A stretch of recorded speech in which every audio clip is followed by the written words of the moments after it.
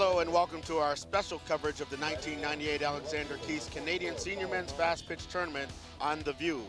I'm Cecil Wright. I'll be providing the play-by-play, and I'm sitting alongside Sheldon State, who is going to be giving color commentary for this afternoon's game. The host team, the Halifax-Windsor Keiths versus the Halifax Jaguars. And I don't think the organizers of the tournament could have hoped for a better scenario. This is a championship game. The first time two teams have medaled, two teams from Nova Scotia have medaled at this event. So it's been just wonderful, and I'm sure the Softball Canada reps have been extremely excited. And I believe you actually had an opportunity to speak with one of the directors of Softball Canada yesterday, Les Magnuson. Thanks, Sheldon. I'm standing by with Les Magnuson here, who is the director of this Canadian 1998 Canadian Senior Men's Fast Pitch Championships. Les, first of all, I want to welcome you to Nova Scotia, and perhaps you could start off by telling the viewers how it came to be that the Nationals are being hosted here in St. Croix. What happened is the application came into Softball Canada. Softball Canada has a selection committee who selects where the sites would be, and this area was chosen because of the softball within the area and because of the facilities that were promised for this national championship. So have you been pleased so far with the way the tournament has progressed? Oh, I think this tournament has just been fantastic. I was in here in June looking at the facilities, and what I see here today and what has been the games that have been played on these facilities, just excellent facilities. Now we've got a game coming up later on today between the host team, the Halifax-Windsor Keiths, and the other local entry, the Halifax Jaguars, and I'm sure that Softball Canada is hoping for a nice turnout at the gate.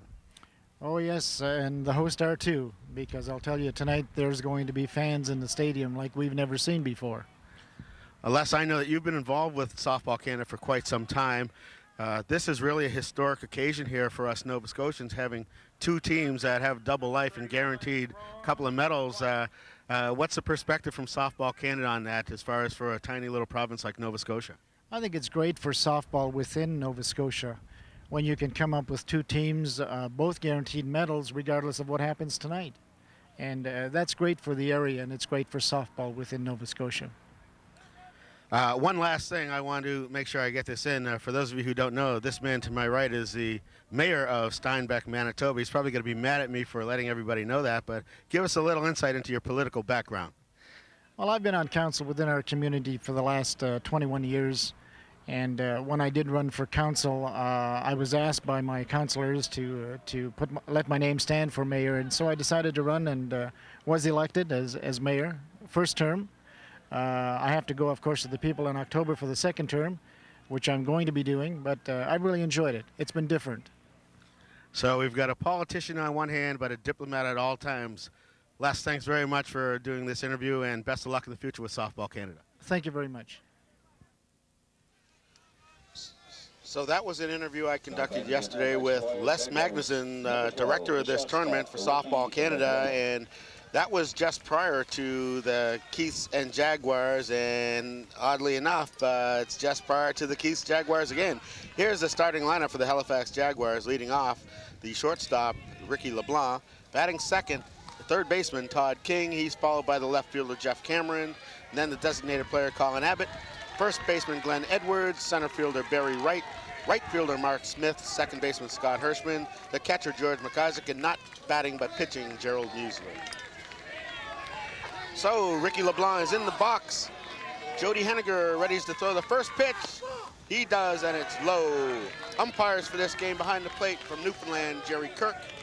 On first base from Nova Scotia, Steve Evans. Paul Douglas from PEI at second. Perry Hulowski at third base. And there's the first strike of the game. 1 ball and 1 strike to Ricky LeBlanc. We've got Mr. Anderson working the left field line and Trafford Wright working the right field line. LeBlanc swings and misses, so it's 1 ball and 2 strikes in this championship game action, the 1998 Canadian Senior Men's Fast Pitch Championship, Sheldon. And of course, we got Jody Henniger on the mound. He just pitched the game here.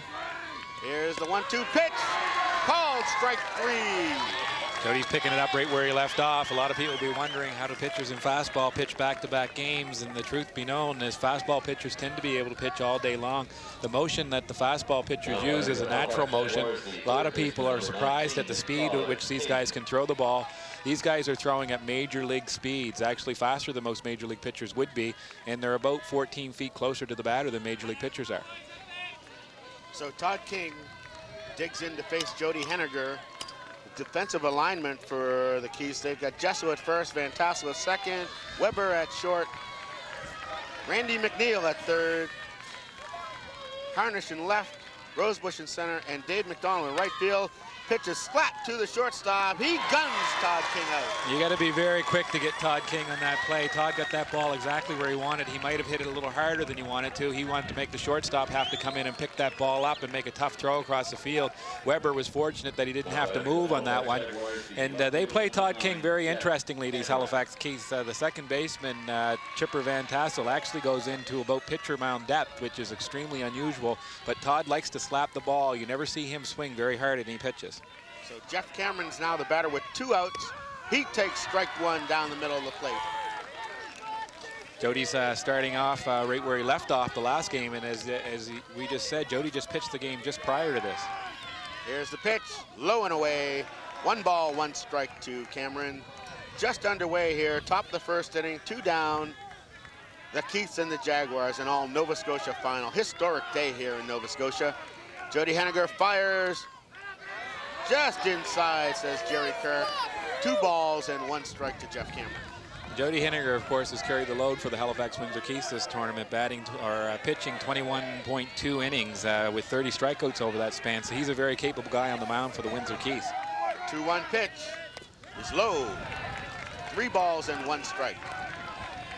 Jody has to be awful careful to Jeff Cameron at this pitch. Jeff Cameron, of course, the third hitter in this very powerful Jaguars lineup, and this is a good pitch to hit. On 3-1, Jeff Cameron's going to be looking for something in the middle of the plate that he can hit hard somewhere in this ballpark.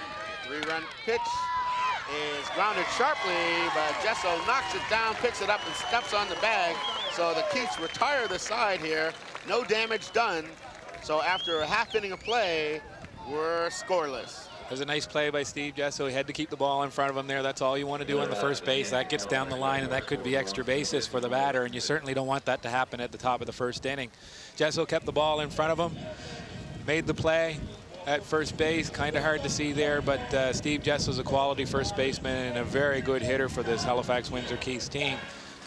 As we said, starting out, the Halifax-Windsor Keys actually have to beat the Halifax Jaguars twice to win the national championships. The Jaguars win 1 game and it's all over, and they've got a very capable pitcher on the mound in Gerald Musler, who's just from up the road here in East Hants, and Gerald's had a fantastic tournament for the Halifax Jaguars, Cecil. He's been downright dominating.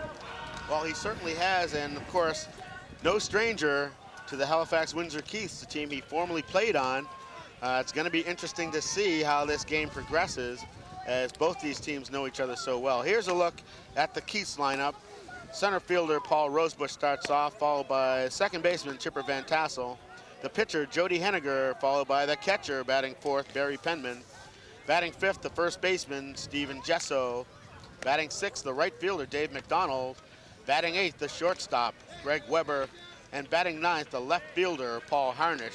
Playing third base and not batting today is Randy McNeil. And of course, Gerald Musler didn't give up a run during the whole round-robin edition of this tournament. He was 3-0, 23 innings pitched. He struck out 42 over that span, and he was elected to the All-Star team, and he's not considered the Jaguars' ace in this tournament. They brought a guy in named Todd Martin, who happens to be one of the best pitchers in the world, so this Jaguar team can throw a whole bunch of guys at you in a hurry. I might add, for that Halifax-Windsor Keiths lineup, batting 7th in that lineup should be Tim Macumber, the designated player, number 12. So he's going to slide in there between Dave McDonald and Greg Weber. Gerald's only knock, I guess, most of the year has been he's suffered at times with a little bit of control problems. We certainly haven't seen any of that in this tournament. Over those 23 innings pitched, he's only walked 2. As I say, Cecil, this guy, he can have a very big game for the Halifax Jaguars. Well, he's been outstanding, and here's his first pitch of the game. Low and outside, ball 1.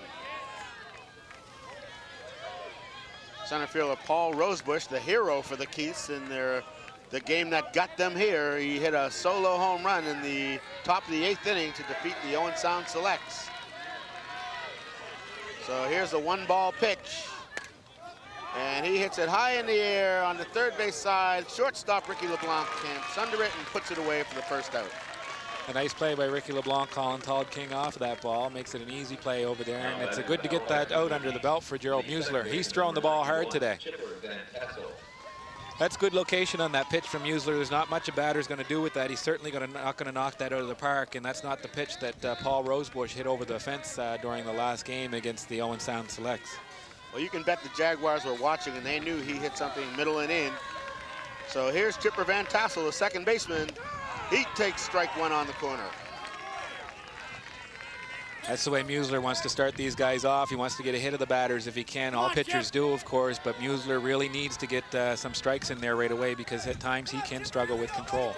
The 1-strike pitch is popped foul on a bunt attempt by Van Tassel. So Musler's ahead in the count, no balls and 2 strikes. Musler's the type of pitcher that uses his whole body to throw the ball. He's not as strong as a Jody Henniger is, for example, but if you watch him, he gets a good jump off the mound, and a lot of his momentum actually comes from his lower body. He throws the ball extremely hard as a result of that. If you watch his first step. 2-strike pitch, outside, 1 ball and 2 strikes on Van Tassel. Not a bad pitch from Musler. He's still up on Van Tassel. 1 ball, 2 strikes. He's got the stuff to strike Van Tassel out right here. Not a seat in the house. Packed palace here. The 1-2 pitch is fouled off straight back, so the count remains 1 ball and 2 strikes to Chipper Van Tassel. Of course, there'll be a lot of fans up from Halifax. There's a lot of players on these 2 teams are out of Halifax, and the stadium here is packed, so there's not any room around the outfield fence at all, and in behind the backstop, people are crammed in. It's standing room only up there. Gerald Musler ahead of the count, 1 ball and 2 strikes. Here's the pitch. And called strike 3 on the outside corner, says Jerry Kirk. Chipper Van Tassel shakes his head, but he walks back to the bench. Tough pitch to take with 2 strikes on you. It was good level for Chipper Van Tassel to hit. He thought it was a little bit outside, but the umpires have been calling the corners for these pitchers in this tournament, and that was a little too close to take, I'd have to say. And the umpires have done an excellent job so far in this tournament, and this crew that's on the field right now, they deserve to be there. Here's Jody Henniger. He takes strike 1 on the corner. All Jody Henniger did was pitch a gem to get the Halifax Keiths in this situation, and as we know, he can hit the ball as well, so look for Jody to look for something that he can take out of the park here in this first inning. Musler wheels and deals just outside. 1 ball, 1 strike to Henniger. So the 2 pitchers facing off against each other here, Musler versus Henniger. The 1-1 pitch. That's it's deep, but foul down the right field line. Jody Henniger got a solid piece of that ball, but hooked it foul.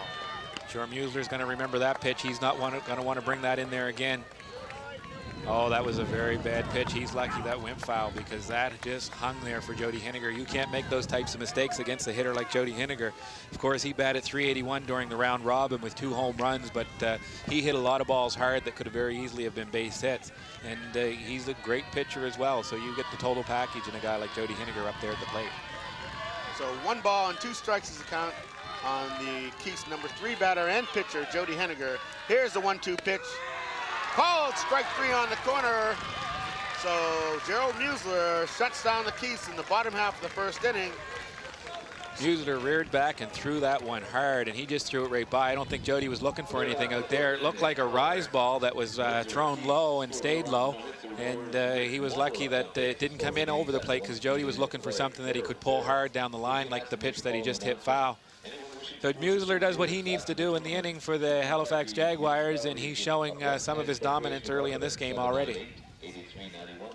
So Henniger will come back to the mound, and he's going to be facing the middle part of the Jaguars order. That will be Colin Abbott, Glenn Edwards, and the hard-hitting Barry Wright with Mark Smith in the hole. This is the real heart and soul of this Jaguars lineup. These guys have been doing it all week long. They've done it in the playoffs. And, of course, with Colin Abbott, what you have is a professional hitter. This guy has played all over the world, and he is considered one of the best 3 or 4 hitters in the world. for the Halifax Jaguars. Well, quite honestly, Colin Abbott is perceived to be the finest hitter on the planet when it comes to fastball, fast pitch, and he justified that moniker last night with that big 2-run home run. That was a big shot from Colin Abbott, and we've seen a few of those from him in this tournament.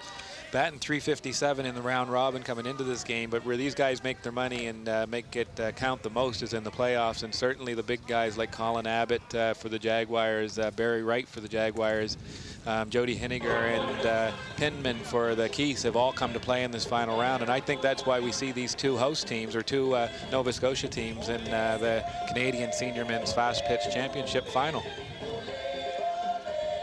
So there's Jody Henniger, native of Halifax, Nova Scotia, pitching for the host team, the Halifax-Windsor Keys, versus their, I think it's safe to say, arch rival, Halifax Jaguars. These guys play each other a lot during the course of a season, of course, being two of the only three, I think, senior caliber teams in this province, so they get to see each other a lot. Jody Henniger doesn't play with the team all year, so he's rather new.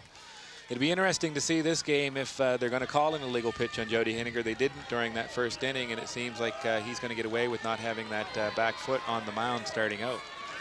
So Jody Henniger faces the native of Portugal Cove, Newfoundland, Colin Abbott.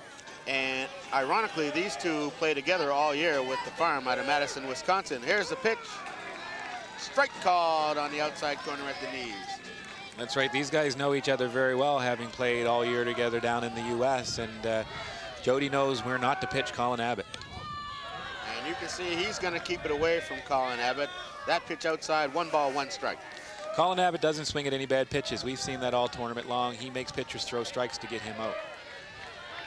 Henniger rears, he fires out. Abbott swings and misses, strike 2. That's a good pitch from Jody Henniger. It looked like a little bit of a rise ball that he turned sideways and curved away from Colin Abbott. It's a very difficult pitch for a left-hander to hit, especially coming from a left-handed pitcher on the mound. Actually, no, that was a drop ball.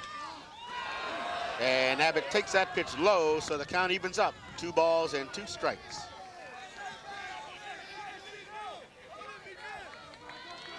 So the Jaguars looking to draw first blood here. Colin Abbott takes the pitch low. 3 balls and 2 strikes from Jody Henniger.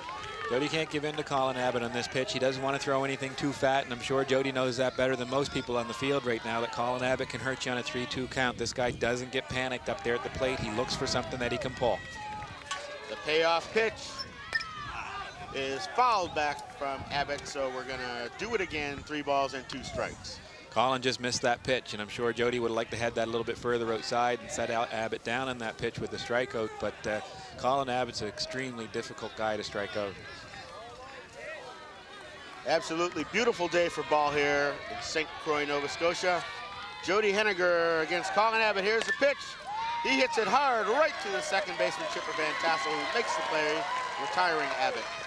Nice play by Chipper Van Tassel, again getting down on the ball, keeping in front of him, playing the ball instead of letting the ball play him. That was a hard shot from Colin Abbott.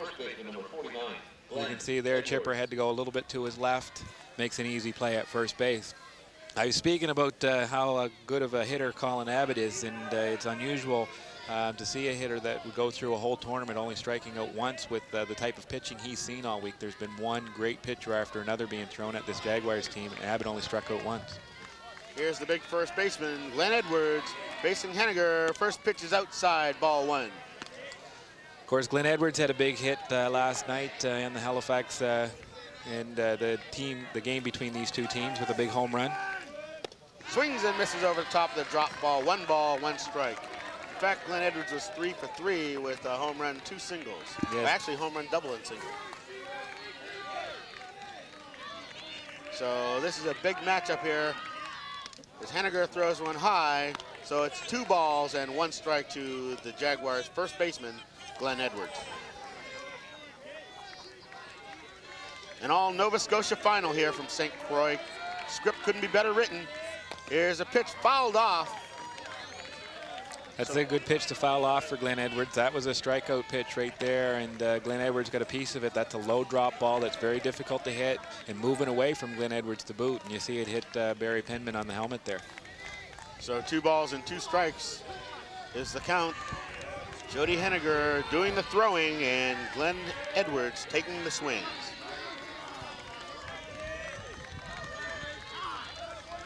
And Henniger takes just a little too long for Edwards' liking, so he calls time and regroups. That's a good play by Glenn Edwards. If if you're uncomfortable in there, step out, take your time, get your thoughts about you, and then walk back in the box, get ready to swing. Here's the pitch. Fouled off again from Glenn Edwards. Glenn fouled off another good pitch from Jody. I think Jody would like to have that a little bit lower on the inside corner. It probably would have set Glenn down, but Glenn's a good hitter, good contact hitter all tournament. And yeah, I think Jody would like to see that go a little bit lower there. 2 balls and 2 strikes is the count. We're in the top of the 2nd inning here in the championship game. If the Jaguars win, it's over. Here's the pitch. Strike 3 call, says Jerry Kirk. So Edwards is retired looking, and that's going to bring up Barry Wright. He just reared back and threw that right by Glenn Edwards. Jody is one of the pitchers that doesn't use a changeup a whole lot, and it's simply because he can just be overpowering. This is actually a pretty good matchup for Jody and Barry Wright. Jody throws a lot of drop balls. Barry's not a great drop ball hitter, but I would think that Barry's got to try to get a piece of one of these because Jody's not making any secrets that he's going to go with the drop ball mainly today.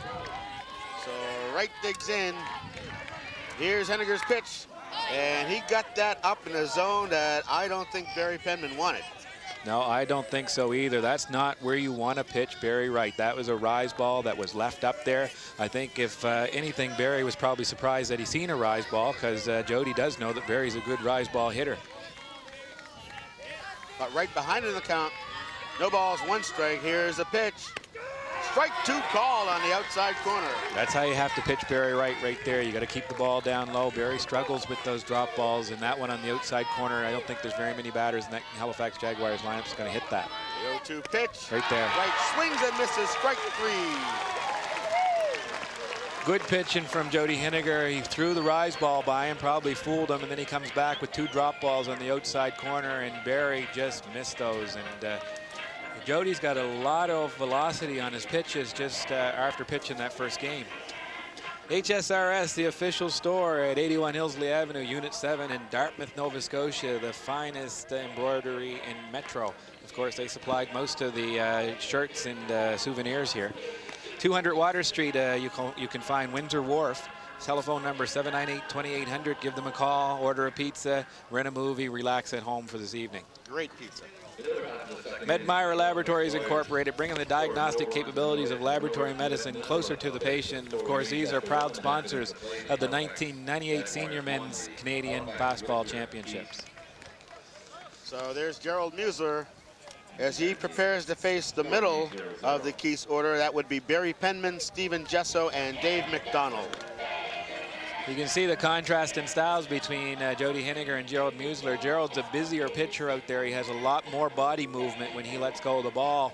Jody can pitch all day with the way he pitches because he seems to be compact and throws a lot with his arm and is a very strong man.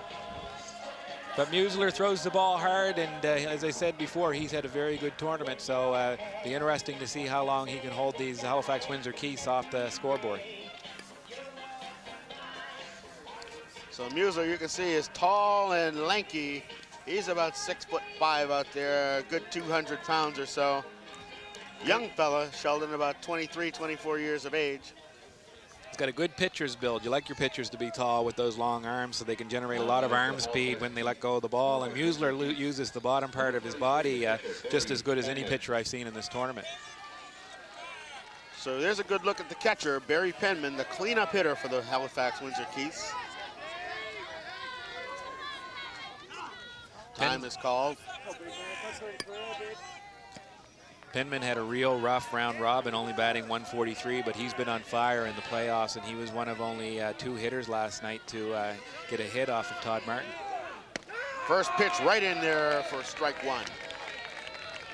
Gerald's not trying to fool anybody on that first pitch. He wants to get that in there for a strike and get ahead of the hitters if he can, and he just blew that right by Barry Penman. So with 1 strike, here's the second pitch, swing and a miss, strike 2. Nice pitch from Gerald Musler. Started that low, went upstairs with it. Hard rise ball to catch up to. And of course, with Gerald's speed, these guys don't have a whole lot of time to make up their mind on whether or not they're going to swing. So Musler with a waist pitch coming up here. Gets a sign, rocks and throws. high and away, 1 ball and 2 strikes on Penman. I think you just seen there why Penman is such a good ball player and why he's played so much ball. That's a difficult pitch to lay off of when you're down 0-2 to a pitcher like Musler that throws as hard as he does. Rise ball that's going up out of the strike zone like that, usually you see the batter swing at it. Gerald Musler on the hill for the Jags. He throws outside, 2 balls, 2 strikes. Not a bad pitch from Musler. Again, he had another pitch that he could play with a little bit there, and Barry Penman's an extremely dangerous hitter. You want to make good quality pitches to this guy all the time, and he's been around the plate.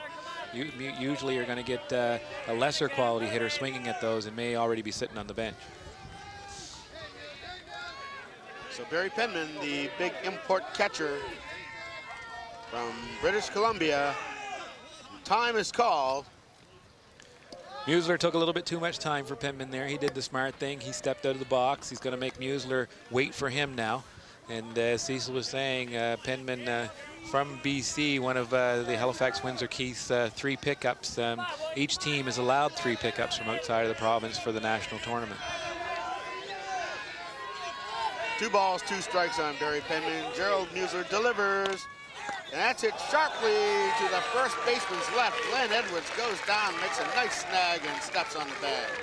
Glenn saved extra bases there. He was playing Penman a little bit off the line, and that was a very hard hit ball right down the line, but Glenn Edwards goes to his left very well and makes the play.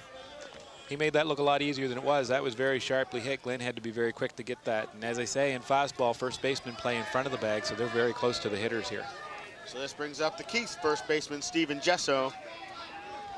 Musler with a pitch, and it's fouled off to the third base side by Gesso. So he's behind in the count quickly, 1 strike.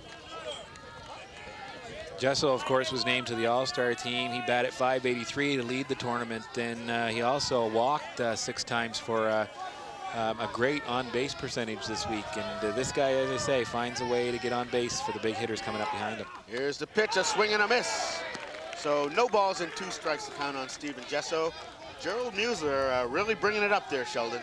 That was a great rise ball, lots of movement on that, and I think Gerald very happy with that pitch and would love to see more of those move like that. Well, you've got to believe that Musler is really pumped up. He deals high and outside, 1 ball, 2 strikes. Again, a good pitch from Musler. 0-2, it's not going to hurt, send him one up there. Gesso just swung it 1 outside of the strike zone, so he might as well climb the ladder on him and go up a little bit higher. Of course, Jesso's a good hitter, and he caught himself that time. The 1 ball, 2 strike pitch is hit back up the middle. Scott Hirschman, though, makes a nice play, and Steve Evans said that Glenn Edwards kept his toe on the bag, so Jesso's retired. Good play by Glenn Edwards. That was a tough throw to keep his foot on the bag from Scotty Hirschman. Musler just missed that. Scotty Hirschman had to go to his right on that one, make a tough play. Glenn Edwards did a fantastic job keeping his foot on the base. A little bit of concern, I think, probably on the part of the Jaguars. The drop balls that have been thrown by Musler have been hit fairly hard so far, and that one didn't have a whole lot of movement at all. They were lucky that Scotty Hirschman was able to get over there and make a play on it, and they were lucky that it wasn't hit harder than it was. So the first pitch to the right fielder, Dave McDonald, is low and outside. McDonald, who in the previous game stung the ball with every swing, facing the tall, lanky, right-handed Gerald Musler. The pitch is hit solidly, but right at the shortstop, Ricky LeBlanc, who makes the easy play, retiring the side. Well, you say that in this game, luck certainly doesn't hurt, and those were 3 fairly good hit balls that were hit almost right at the Halifax Jaguars players, and I think the Jaguars have to feel pretty fortunate getting out of that inning with those hard hit balls without giving up any base runners, and especially without giving up any runs. So there you see the score. Well, there's nothing to see. You see that there's a scoreless tie here between the Jags and the Keiths in front of a packed house here at St. Croix. You can look in the background and see that there is not a seat to be had anywhere in this ballpark. So people standing around trying to see from wherever they can. Yeah, there is a great turnout, and there's been a great turnout all week for this tournament. As I said earlier, and I think you've mentioned that the organizers have to be very happy with how this tournament has turned out for them. Jaguars, on the other hand, probably a little bit concerned looking at Gerald Museller's drop ball and saying it's not really working. I don't know if he's going to be able to compensate and get some more movement on that, but I think he has to. He can't beat this Halifax-Windsor team with only one pitch. A rise ball, these guys are going to catch up to him sooner or later. And certainly Museler, as I said, hit 42 strikeouts in 23 innings this tournament, and he's a little short of that dominating pitcher we've seen all week. But it's early in the contest. Sometimes it takes these pitchers an inning or two to get under their belt before they hit a groove. No question. Fastball pitchers do tend to get stronger as the game goes on, especially the good ones, as we see the Halifax Jaguars lineup. And leading off this inning is going to be the right fielder, number 7, Mark Smith, followed by the second baseman, Scott Hirschman, and then the catcher, George McIsaac, before they return to the top of the order, Ricky LeBlanc. I think we talked about this or touched on this last night. It's interesting to see a guy like Mark Smith that far down in the lineup, but he's not 100%. But this man can still hit the ball. He's probably played more fastball and more experience than any other player in this tournament. He's been all over the world and done just about everything anybody can do in the game of fastball. There's only one thing that Mark Smith hasn't done, and that's win a Canadian Senior Men's Fast Pitch Championship. This is his opportunity. He faces Jody Henniger and fouls one off of Barry Penman, and that stung Penman. Yeah, that was fouled off right down into Penman's midsection. I'm not sure where it hit. Maybe we'll see here. Oh, right on the top of his knee. That's got to hurt. That's got to hurt. Just a reminder that these guys that are pitching on the mound are throwing the ball in the high 90s consistently. Jody doesn't throw a whole lot of changeups. That certainly wasn't one, and that was a drop ball. Mark Smith fouled it off, had a very good rip at it, by the way, and we both know, Cecil, that Mark's quite capable of putting the ball out of the park. So Penman's up. There you can see him putting the mask on. He appears to be all right. Take a lot more than that to get Barry Penman out of this game. Yeah, Barry Penman's a big, strong man, and they need his bat in the lineup, so that's a big break because the Keiths are already missing some key players here. So Mark Smith up there with 1 strike to count. Henniger delivers low and inside, 1 ball, 1 strike. Henniger doesn't want to make any mistakes against a guy like Mark Smith. Mark Smith can put the Jaguars up 1-0 in a hurry, and I think Henniger has a lot of respect for this guy at the plate right now. Henniger delivers. It's a called strike from Jerry Kirk. Mark Smith doesn't like it, but Kirk said he offered at it, so it's 1 ball and 2 strikes. Oh, I think he did offer at that one. That Mark can't be very happy with himself. That was a terrible pitch to offer at. Jody threw that ball low into the dirt, and he got lucky on that one. So it's 1-2 to Smith. Henniger delivers outside and high, 2 balls, 2 strikes. Again, I don't think Jody got that pitch exactly where he wanted it, but up 1-2 on Mark. It's not a bad waste pitch, and try to see if Mark will offer at it. Mark's a good hitter, though, and will take those ones the opposite way if he has to.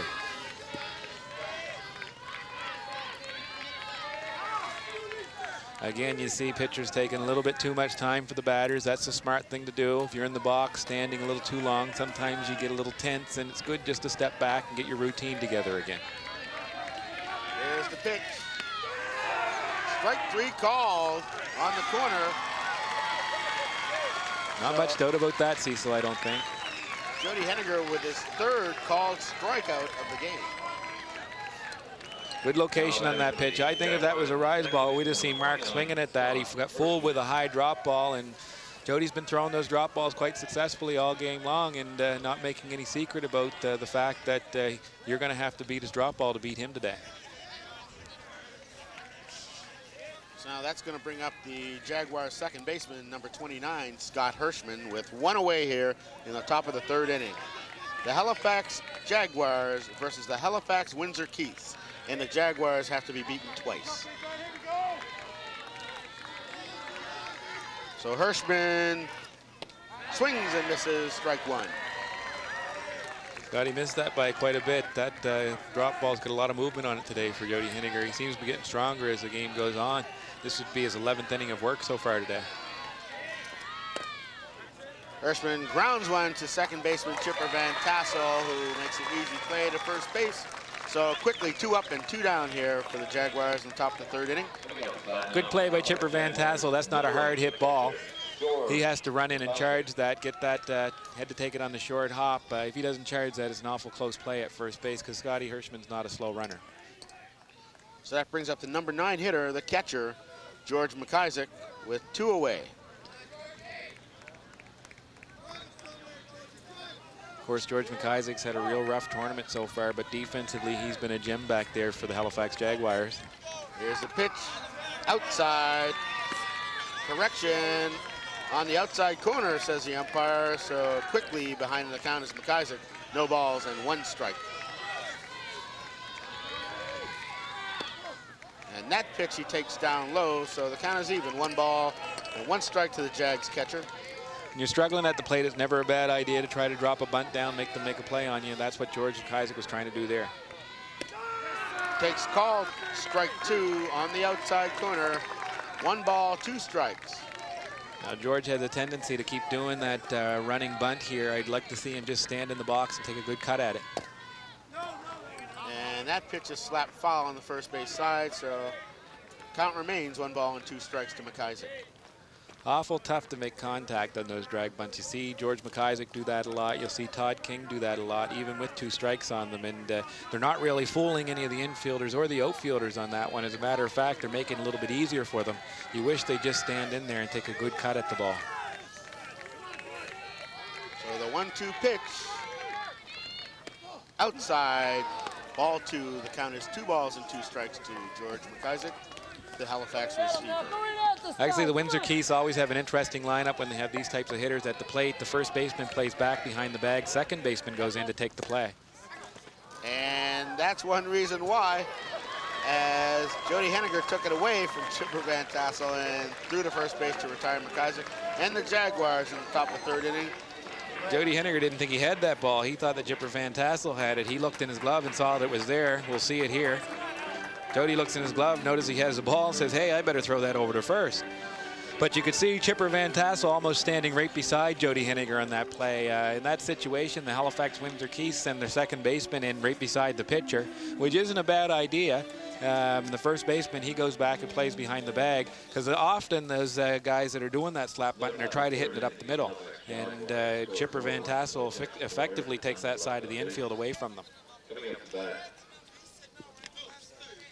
So Gerald Muser taking his warm-up tosses, preparing to face the lower third of the Halifax-Windsor Keiths lineup.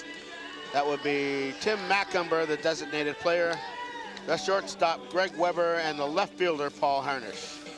And of course, we saw in the previous game, Tim Macumber is not at 100%, but you want his bat in the lineup if you're the Halifax-Windsor Keiths coach, especially now that Dwayne Miller is out for the day.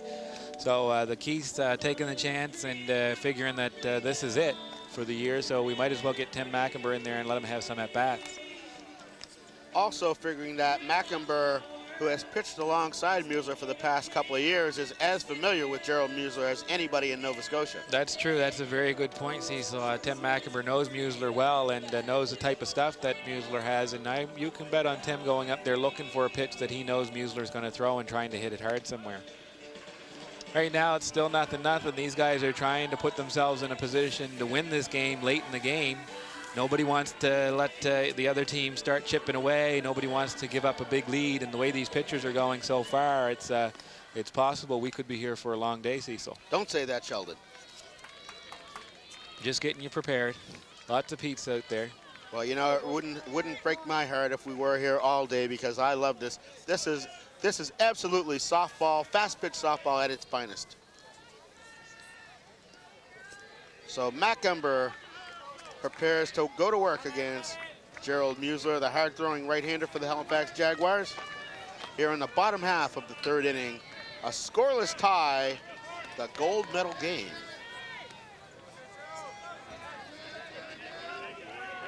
Muser delivers a first pitch, strike called on the outside corner.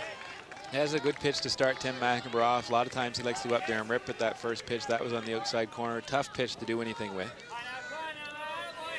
And we'll have to keep a close eye on Macumber, because last time he swung in a period, he grimaced. There's a pitch high and away. 1 ball and 1 strike. Tim McIntyre had a subpar round robin by his standards. He comes in only batting 167, but he means a lot more to this team than just his ability to hit. He's one of the leaders here. Here's the pitch. Kind of a weak swing from McIntyre there. I don't know if this is a good idea. No, Tim didn't look good on that swing at all, but he might have just been fooled. Museller's throwing the ball quite hard, and I think Tim was expecting to see a rise ball from Museler there, and he threw one of his drop balls. Museller's been throwing mainly rise balls most of this game so far. So the count is 1 ball, 2 strikes on Tim McIntyre. Here's the pitch from Museler. Outside and high, 2 balls, 2 strikes. Tim's being patient, trying to work the count back in his favor. He's looking for a pitch that he can hit. Tim wants something out over the middle of the plate. Most batters do, but Tim can make do a lot of damage with that type of pitch. Well, Tim McIntyre is a dangerous hitter. We know that he's in a weakened condition now, but you can never count him out. And he crashes one to the third baseman, Todd King, who plays it off his body, picks it up and throws out McIntyre, who is laboring as he runs down the first base line. Yeah, McIntyre seems to be really struggling. He was in obvious pain as he's running down that first base line. That was a shot down the Todd King, and Todd does what he does so well. He keeps the ball in front of him. For all you third basemen out there, you've got to keep that ball in front of you. That's extra bases if it gets down the line, even with Tim McIntyre running at half speed. So that brings up the shortstop, Greg Weber, facing Museler. Here's the pitch. He bunts it, but it's foul. So 1 strike on Greg Weber, the Halifax-Windsor Keith's talented shortstop. Greg Weber hasn't had a great time at the plate this tournament for the Halifax-Windsor Keiths, only batting 125, but he doesn't make many defensive mistakes out there at shortstop. That's why he's in the lineup, and he can get on base in a bunch of different ways, and he's got great speed when he does. Here's the pitch. He swings and misses, no balls and 2 strikes. Good pitch from Museler. As we said, he's got a good rise ball. That one climbed the stairs pretty quickly, and Greg just wasn't able to catch up to it. The 0-2 pitch. And he bunts it foul, so he retires himself. Of course, when you bunt a second strike and it goes foul, that counts as a strikeout. And Greg Weber tried to trick the third baseman on that one, which is going to be very tough to do with a guy like Todd King over there, who's very quick anyway. But Weber decided that he was going to try to put a bunt down, and of course fouled it off and paid for it. So there's quickly 2 outs here in the bottom half of the 3rd inning. And there's a look at the Keith's left fielder, Paul Harnish.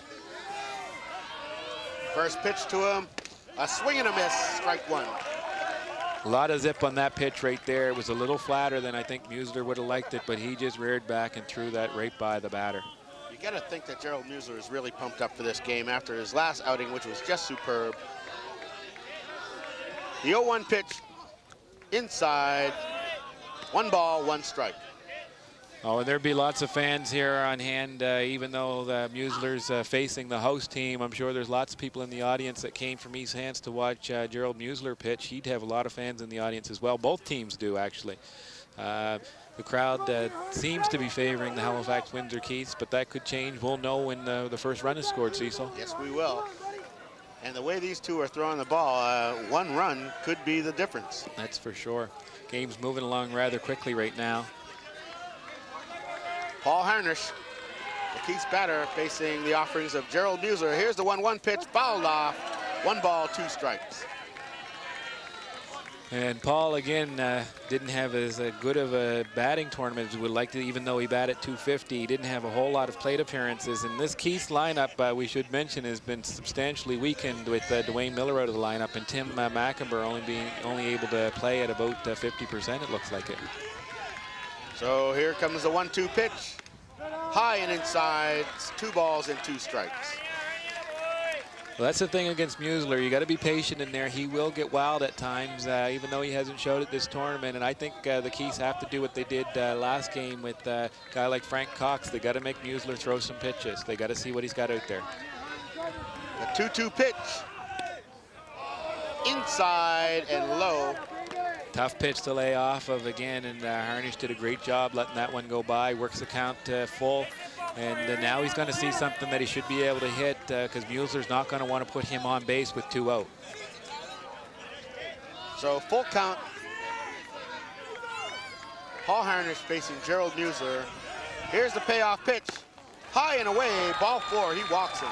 Extremely tough pitch to lay off of there for Harnish. Musler might have just threw that right by him. Harnish didn't have a chance to swing, but that's a high rise ball in a very good location for Musler.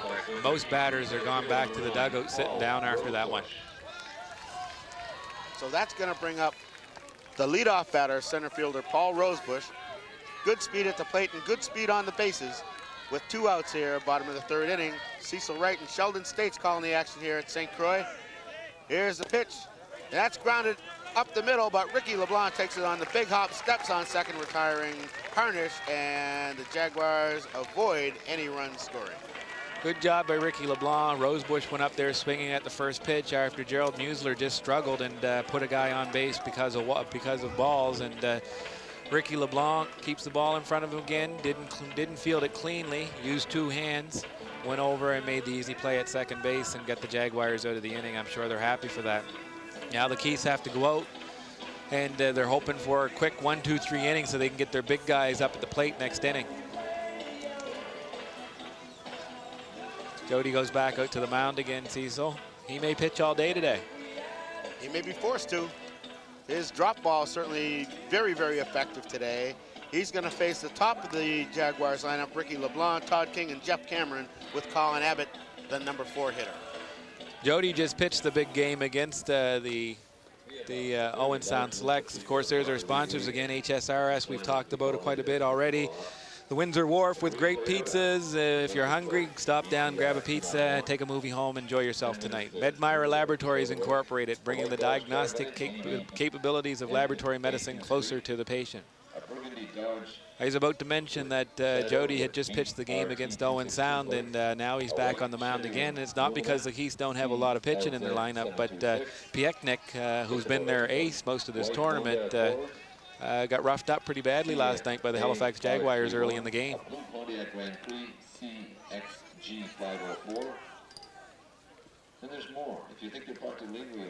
So Ricky LeBlanc getting ready to enter the box. He's going to face Jody Henniger, the hard-throwing southpaw for the Halifax-Windsor Keiths. LeBlanc, another player that is being closely watched by Softball Canada's national team coaches. Young player with good speed and excellent defensive ability. Ricky doesn't make too many mistakes out there, and he doesn't make a whole lot of mental errors either, which you really want in this game. First pitch is outside, goes to the screen, so LeBlanc heading the count, 1 ball, no strikes.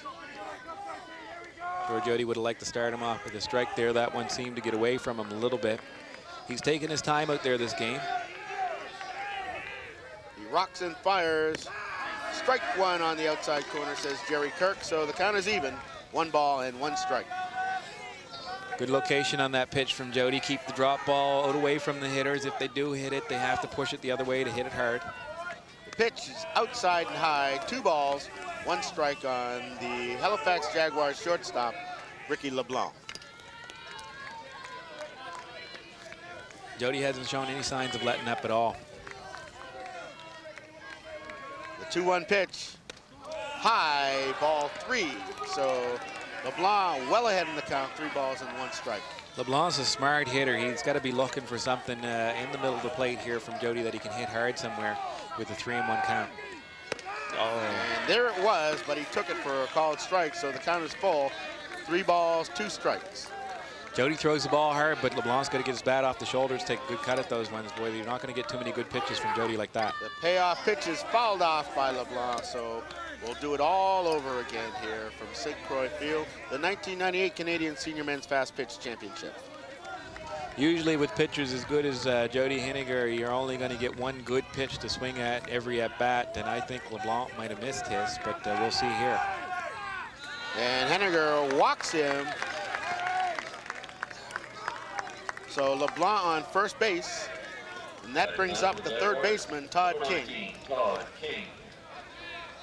That wasn't anywhere as close, and I know Jody's not very happy about that. We've seen LeBlanc run hard down to first base and make the turn as if he was going to go to second.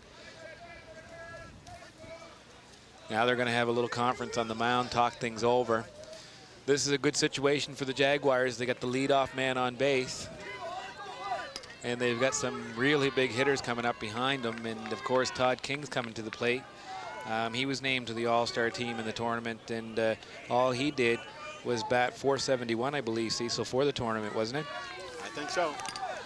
481, I'm sorry. Todd King batted 481 after a real slow start, so late in the week he's got stronger. And watch for him to square. He may fake a bunt and try to slap one through the hole here. Here's the pitch. Strike called at the knees. Good pitch from Henniger. King behind in the count, no balls, 1 strike. Ricky LeBlanc on first base. There's no outs here in the top of the 4th inning. This hugely important game here for both teams, the Jaguars and the Halifax-Windsor Keys. A 1-strike pitch. He squares and puts the bunt down, sacrifices himself, gets LeBlanc to second base. That's what Todd King can do so well. That was relatively easy for him. He very, very good bunter. A lot of times you see him moving around in the box and slapping, but he made no secret there about what he wanted to do. He was up there to get the ball down on the ground. That's what you have to do in that situation. You want to advance that runner on first to second, give him an opportunity to score a run here. So that's going to bring up the left fielder for the Jaguars, the Halifax Jaguars. That would be Jeff Cameron with the runner in scoring position and 1 out. Jeff's the guy that can hurt the Halifax-Windsor Keys here. He's looking for something that he can hit out onto the green, and if he does, Ricky LeBlanc should have no trouble scoring.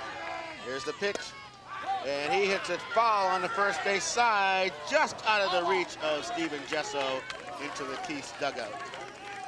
So quickly behind on the count is Cameron, no balls and 1 strike. That gives Cameron a little bit of a break there. That one was just out of the reach of the first baseman, Steve Gesso. But of course, Cameron's in the hole here. No balls and 1 strike. He's got to be very selective with a guy like Jody Henniger on the mound who can paint the corner at any time. And you know Henniger wants to go right at Cameron here with Colin Abbott on deck. He doesn't want to put Cameron on and risk having to pitch to Abbott with 2 runners aboard. No, he certainly doesn't want to make any mistakes here. He knows that he's already in a bit of trouble because barring a double play, Colin Abbott's going to come to the plate with a runner on base here right now. So Jody Henniger wants to make sure that he gets this batter. 1 strike on Jeff Cameron. Here's the pitch. Swing and a miss. Great location on that pitch from Jody Henniger. Again, low and away. In softball, there's not a lot of guys that are good at going the opposite way. And Jeff Cameron looked like he tried to pull that pitch, and you're just not going to do it with a drop ball that's that far outside. The 0-2 pitch. Cameron pulls the trigger on the drop ball, but comes away empty. So with 2 away, Colin Abbott's going to face Jody Henniger. Jody's got good bite there on that drop ball, and you can actually see how the drop ball's thrown in fastball. The pitcher has to turn his hand over top of the ball as they're letting it go and to get a downward spin on the ball so that they get some movement. And the fastballs tend to move a little bit more than baseballs because they got a larger surface area, even though it is a shorter distance to the plate here. And as we suspected, Henniger's going to put Colin Abbott on base and take his chances with Glenn Edwards. I just think these guys play together all year, and as you said, Colin Abbott, maybe one of the best pitchers in the world. Jody almost made a mistake there. Colin Abbott's considered one of the best hitters in the world at this game. Just a fantastic hitter. You see him with a smile on his face. I'm sure he'll be ribbing Jody Henniger when they get back to their team. He'll let all of his teammates know that Jody intentionally walked them in the big game up in the Canadian Senior Men's Nationals. Well, I don't think that's the first time that Colin Abbott has drawn a walk with a runner in scoring position. He's pretty much used to that. Some fans to the right of us are letting Jody hear it a little bit. He's been staring them down, and Jody's a guy that can get a little bit fired up himself sometimes. As we saw last night. As we saw last night with Todd Martin on the mound. So that brings up the big first baseman, Glenn Edwards, with 2 runners on and 2 outs here in the top of the 4th inning. The Halifax Jaguars at bat, facing the Halifax-Windsor Keys. Henniger's first pitch is high to Glenn Edwards, so Edwards ahead in the count, 1 ball, no strikes. That's really a good play to put Colin Abbott on. Not only is he a great hitter, but it sets up a force at all 3 bases for the infield. So it gives the Halifax-Windsor Keys a good opportunity to get out of this inning. Here's the pitch. And Henniger skips one up there. Both runners are going to move up. Ricky LeBlanc with a wide turn at third base, but wisely is held. So much for the force that I was just talking about. That wild pitch just takes you out of there. And again, in games like this, that wild pitch or pass ball can really hurt you. Ricky LeBlanc's extremely speedy. If we see another wild pitch, there'll be a play at the plate. You'll see Ricky going. Now they're going to put Glenn on. Well, that's a good move, too, setting up the double play. They had a double play situation with runners on first and second. Oh, correction, there's 2 outs, so forget about that double play. But it's a real good play in the sense that Glenn Edwards had a 2-0 count on him, which is a very good hitter's count. And Jody didn't want to make a mistake of having to groove one to Glenn Edwards, who's been fairly hot these last couple games for the Halifax Jaguars. What it does do, as you said, is it sets up a force at every base for this Halifax Jaguars team. And you got a guy like Barry Wright coming up. But again, we spoke about this during Barry's last at bat. This is not the type of pitcher that Barry necessarily has his best games with. He likes rise balls, and we've seen a whole lot of drop balls from Jody Henniger today. But then you are talking about a 4- or 5-time All-Canadian hitter in Barry Wright, and he can hurt you, as we've seen in this tournament, with one swing. Here's the pitch. Rise ball upstairs. Barry Wright, good job laying off of that, because that's usually what he likes to pull the trigger on. That's usually a pitch Barry Wright likes to swing at, but I think he's probably convinced that he's going to see a lot of drop balls, and he may be looking for one, Cecil. Here's the pitch.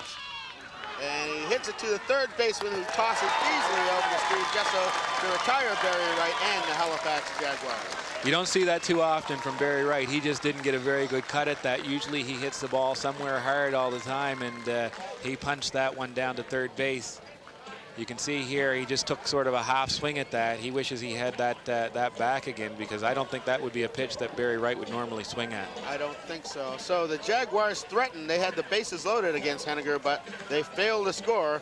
So we're going to the bottom half of the 4th inning in a scoreless tie. That's a big inning for the Keys to get out of that with no runs scored after some lapses on the part of Jody Henniger to allow those runners to get on. So there you can see the Halifax Jaguars no score and the Halifax-Windsor Keys no score. Gerald Muser will be facing the number 2, 3, and 4 hitter in this very potent Halifax-Windsor Keys lineup. That's Chipper Van Tassel, Jody Henniger, and Barry Penman. Starting to shape up like a pretty consistent pattern for a lot of games in this tournament. It looks like the one big hit could put this game out of reach very quickly. So there's Chipper Van Tassel, the Keith's second baseman. Now batting for the Keys, number 91. Of course, Chipper Van Tassel may have unwittingly fired up the Jaguars a little bit for this game with his comments in the paper there a few days ago. We'll talk about that here in a minute, but he certainly gave the Jaguars something to put on their locker room wall. Gerald Muser to Chipper Van Tassel, strike one called. So ahead in the count is Muser facing Van Tassel. Come on, Chip, drive it through here. Muser delivers.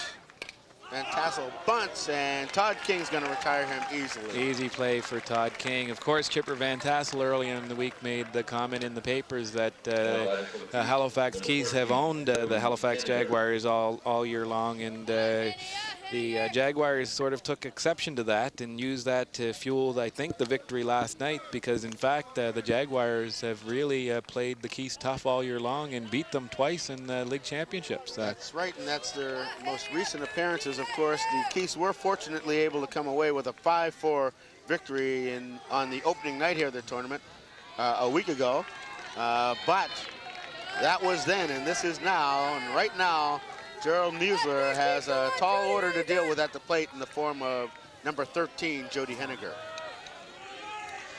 Henniger waves that bat. Here's the pitch. Ball outside. You generally don't want your guys to be moving their bat around a whole lot like that when they're at plate, but when they hit the ball like Jody Henniger, I don't think there's too much you can say about it. Yeah, you leave a guy like him alone, let him do his thing up there. The 1-0 pitch is right down the middle of the plate. 1 ball, 1 strike. That drop ball had a little bit more movement on it from Muser, and that's what he's going to need on Jody Henniger. He does want to get a drop ball up there that doesn't drop, because Jody Henniger will make him pay for it in a hurry. 1 ball and 1 strike. Here's the pitch. Low and away, 2 balls, 1 strike. That one got away from Musler. He doesn't want to fall too far behind Jody Henniger and put himself in a position where he has to groove one too much in the middle of the plate. Jody Henniger has been hitting the ball extremely well these last few games, and you can bet that he'd dearly love to beat this Halifax Jaguars and send this to another game. Particularly with his friend and teammate Colin Abbott playing against him. Who's already got something to laugh at him about when he goes home. Here's the pitch. Henniger fouls it off, so the count evens up. 2 balls and 2 strikes. And as we look out there, Sheldon, I see somebody warming up for the Jaguars. You can see him right in the middle of your screen. Todd Martin, yes, Todd's logged a lot of innings for this Halifax Jaguars team this tournament, and they won't hesitate to go to him if Gerald Musler gets in trouble, and he'll be difficult to deal with for the Keys. He was last night. The 2-ball, 2-strike pitch.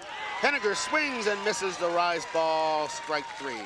Great movement on that rise ball, but I'm sure Jody Henniger is sort of cursing at himself as he goes back to the bench, because that was way up and away from him. There's no way he's going to hit that. He would have had to jump to reach that, I think. Well, it's not too often that Jody Henniger strikes out in his first 2 plate appearances, but that's what he's done against Gerald Musler thus far today. He looked real bad on that pitch as well, and that just shows you how fast Musler's throwing that ball out there today. He's got to be in the high 90s right now. So with 2 down in the bottom of the 4th inning, the Keith's catcher, Barry Penman, at the plate. Here's the pitch, swing, and he fouls it off. So quickly ahead in the count is Gerald Musler, 1 strike. Good swing by Barry Penman. He was right on that pitch. He just missed it. I'm sure Musler is glad that Penman did, because Penman has a lot of power here. He hit a couple shots the other night against these guys, and Gerald Musler certainly wants to get this out if he can here. The 1-strike pitch is upcoming. Here it is. Swing and a miss. Strike 2 on a rise ball up and out of the strike zone. So Penman looking to give his team a lead with a solo shot there on that swing. And Musler is smart enough to keep that ball up and away from him. And I think the Keith's batter's just a little bit anxious here right now as we move along in the game. They've got to be more patient with Musler. We've said it a few times that he can be a little bit wild at times, and you want to go up there and make him throw a few more pitches. And if anything, try to get Martin into the game. Not that you want to see Martin, but you want him to pitch as much as possible today if you can. The 2-strike pitch to Barry Penman. Strike 3 called on the outside corner from Jerry Kirk. So the Keiths are retired in the bottom of the 4th inning. Gerald Musler cruising along, throwing hitless ball. Those are 2 very good batters that Musler just struck out there, and he just fooled Barry Penman on that pitch. And after swinging at 2 bad ones, he comes back down with that drop ball like that. And Musler's been pitching well today. And like I said in the last game, it's a sin to have one of these teams lose. So we're going to the top half of the 5th inning. A pitcher's duel, a scoreless pitcher's duel. Gerald Musler for the Jaguars and Jody Henniger for the Keys, deadlocked here. Thus far, both pitchers with 5 strikeouts. Halifax Jaguars, 0. Don't see Henniger coming out of the dugout yet. I guess Penman had to get the gear on, so Jody Henniger's probably taking his time coming out. I know he wouldn't be taking him out of the game at this point, not with the way he's been pitching. Jody's been downright dominating with that drop ball, not just this game, but the game before. And they'd love to see him finish out the game. So both pitchers throwing a no-hitter. Both pitchers throwing a no-hitter. We just jinxed both of them, I think, Cecil. Every time we say that, somebody gets a hit. And that's what we're trying to do, is inspire both teams to hit the ball. That's right. So Jody Henniger is preparing to face the bottom 3rd of the Halifax Jaguars lineup. The right fielder, Mark Smith, the second baseman, Scott Hirschman, and the catcher, George McIsaac. As I said, Jody's pitched a lot of innings today. The Keys are short 1 pitcher in Tim Mackenber, who we'll probably not see today due to his injury. He's certainly not going to be able to pitch with that. I think it's an abdominal injury. But they do have Mike Pieknik, who happens to be one of the better pitchers in the world as well, on the lineup. And with Jody and Pieknik, it's been a great 1-2 punch. And they've also got Scotty Bootler, who's been around a long time playing this game, throws the ball hard and come in. He's a good, hard-throwing left-hander. So Keith's got lots of go-to guys there. And what a pleasure it is that we can say best pitchers in the world and best batters in the world and have them be Canadians. That's right. A lot of people don't realize how strong Canada is in this game. Canada dominates at the world level, along with Australia and the U.S. always as strong as well. Well, you're looking at two former Canadian national team members as Smith swings and misses over the top of a rise ball. In fact, these two players, I'm sorry, that was a drop ball. In fact, these two players were instrumental in Canada winning the gold medal several years ago in the Pan American Games. Mark Smith with a double and Jody Henniger followed with a home run to win the game for Canada over New Zealand.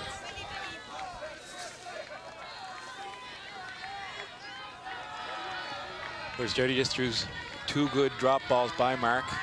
And another one. Pitch is swung on and missed, strike 3. He's got some really good movement on that drop ball. I'm a big fan of the drop ball, more so than the rise ball. Rise balls tend to go flat and get hit out of the park. You don't see too many guys get hurt on bad drop balls. So Scott Hirschman now the batter against the veteran Jody Henniger. Hirschman takes called strike.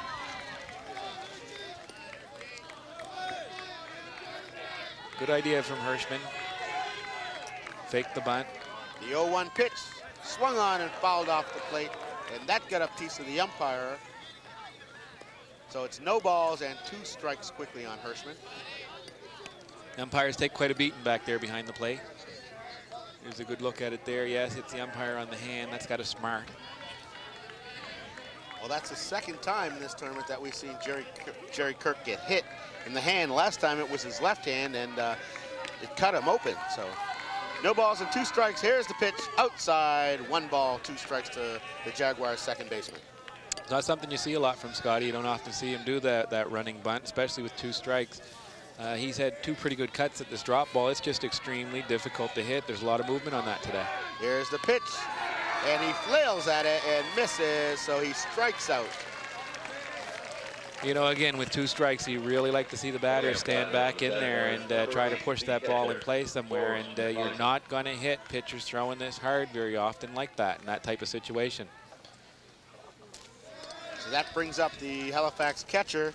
And once again, defensively, we're going to have the Keiths in that very, very odd defensive alignment with the second baseman in next to the pitcher. Chipper Van Tassel is just out of camera shot there, but he's actually standing almost right beside Jody Henniger, the pitcher, right now with the first baseman. He goes back in behind the bag. And that pitch paints the outside corner, says Jerry Kirk. So McIsaac behind. There's a good shot there. No balls and 2 strikes. There's a good shot of it there. You can see Chipper Van Tassel standing directly beside Jody Henniger, and the first baseman actually moves back. It's an odd alignment, but it works. It takes away the middle of the infield for the batter, who generally tries to push the ball to the holes. The 0-2 pitch is well outside. 1 ball, 2 strikes the count to McIsaac. Keith and the Jaguars tied up at 0 here in the top half of the 5th inning. Championship game action, the 1998 Canadian Senior Men's Fast Pitch Finals. Weber and Henniger having a few words on the mound. Van Tassel goes in.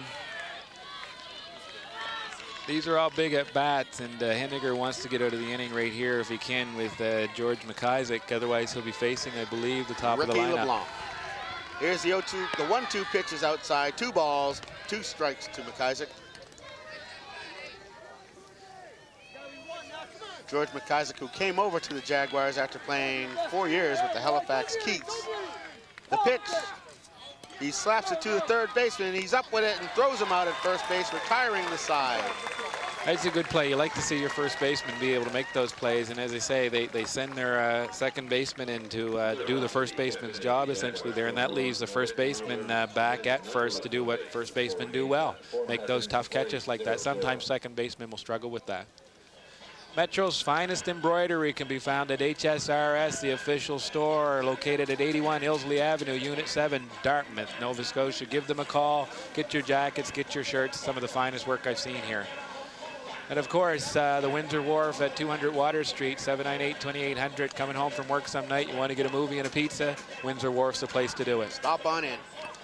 And Medmira Laboratories Incorporated, they're bringing the diagnostic capabilities of laboratory medicine closer to the patient. And these are all proud sponsors of the 1998 Senior Men's Canadian Fastpitch Championships being held right here at St. Croix, Hants County, Nova Scotia. And we certainly want to thank those three for being proud telecast sponsors here on The View. Cecil Wright and Sheldon States, it's our pleasure to be calling this action. Actually, I don't know if we'd be able to get a seat if we weren't sitting here, Sheldon. No, we wouldn't. We'd have to try to bum our way up into the broadcast booth. Look at all the people here, Cecil. There's got to be 5,000 people here today. Minimum 5,000. I'd say closer to 6. And they're all over the place. I'm sure that the food vendors are very happy. I know that the beer tent out there is ecstatic. There seems to be lots of people visiting out there. And I know that Les Magnuson on behalf of Softball Canada and Daryl Lytle on behalf of the organizing committee here at St. Croix, who have done just a superb job, they have to be thrilled. I think everybody's extremely thrilled, and I think the fans here are proud with the support that's been shown to this tournament all week long. The players from other teams from outside of the province will be able to go home and say, wow, Nova Scotia really did a good job when they put that national tournament on. And they may have been a little bit surprised when they rolled into this small community of 400 and seen the type of support that has poured into this tournament. But in fairness, they've come from all over Nova Scotia. Cecil, you and I have been talking to people that we've met over the years from as far away as Cape Breton and Guysborough, and there's a number of people that are here from faraway places. First pitch to the first baseman, Steve Jesso, is fouled back. So he's quickly behind in the count, no balls and 1 strike. Gerald Musler, the fortunes of the Halifax Jaguars, riding on his right arm right now today. Musler's been throwing well for the Jags. They have to be happy with his performance so far. The 1 strike pitch is a bit high, 1 ball and 1 strike. Even if Musler were to falter right now, they have Martin down in the bullpen, and they wouldn't hesitate going to him at this point. Musler's taken them probably as far as they wanted him to take them already today. The 1-1 pitch, swing and a miss. 1 ball, 2 strikes to the Halifax-Windsor Keith's first baseman, Stephen Jesso. As we said before, Jesso led the tournament in hitting with a .583 average and 6 base on balls. So Gerald Musler would certainly like to get a note here if he could. 1 ball, 2 strikes. Here's the pitch. And that's hit hard. On hop to the shortstop. He bobbles it, throws, but Jesso with good hustle beats the throw.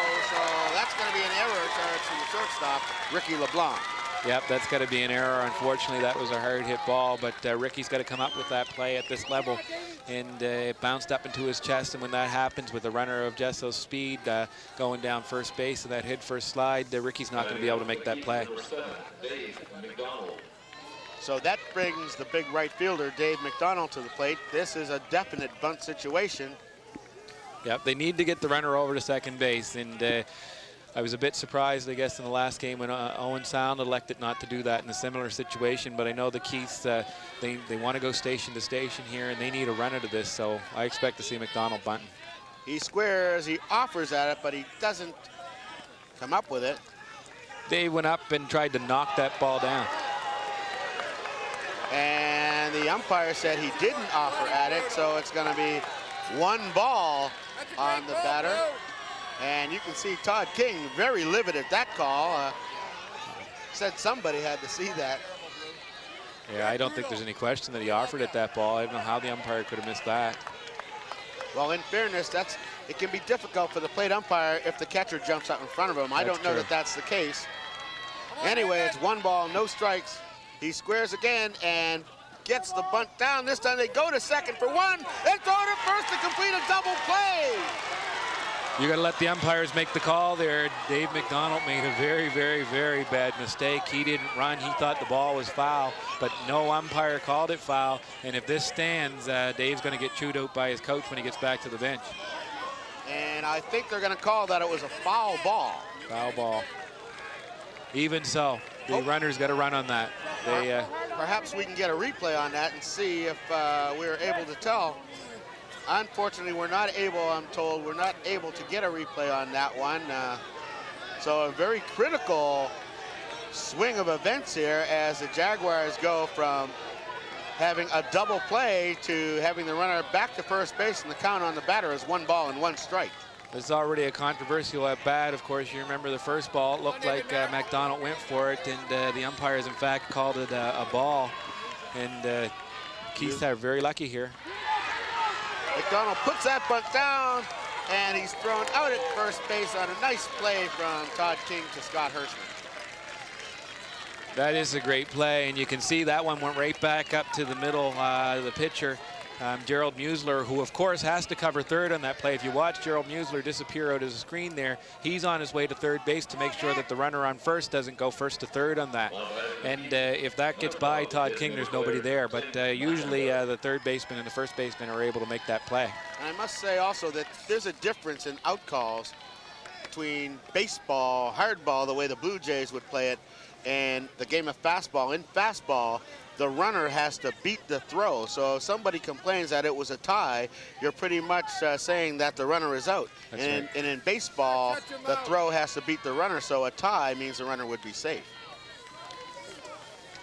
Come on, Timmy Mack. Come on, buddy. Good play by Todd King. The Halifax Keys got what they wanted out of that, though. After all of that controversy, they got a runner on second base with 1 out, and they've got some pretty big hitters coming to the plate now. They've got the designated player at the plate, Tim Mackenber, and the Jaguars are going to put him on intentionally to set up the forced play with 1 away here in the bottom half of the 5th inning. Well, you have to do that. In this situation, you want to set up a double play if you can, but more importantly, you want to set up a force at every base on the infield for your infielders and try to get that lead runner out if you can.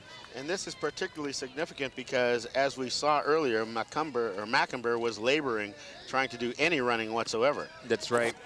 So you probably see a pinch runner for Mackenber in this situation, though I don't know, because the key run really is the guy that's on second base. They'd love to get 2 if they could, but they would dearly love to get that runner in on second base. But as we speak, just out of screen, you saw him momentarily. Number 19, Randy McNeil, who is the third baseman. He's a designated fielder only, so he's going to go in and pinch run for the designated player, Tim Mackenber.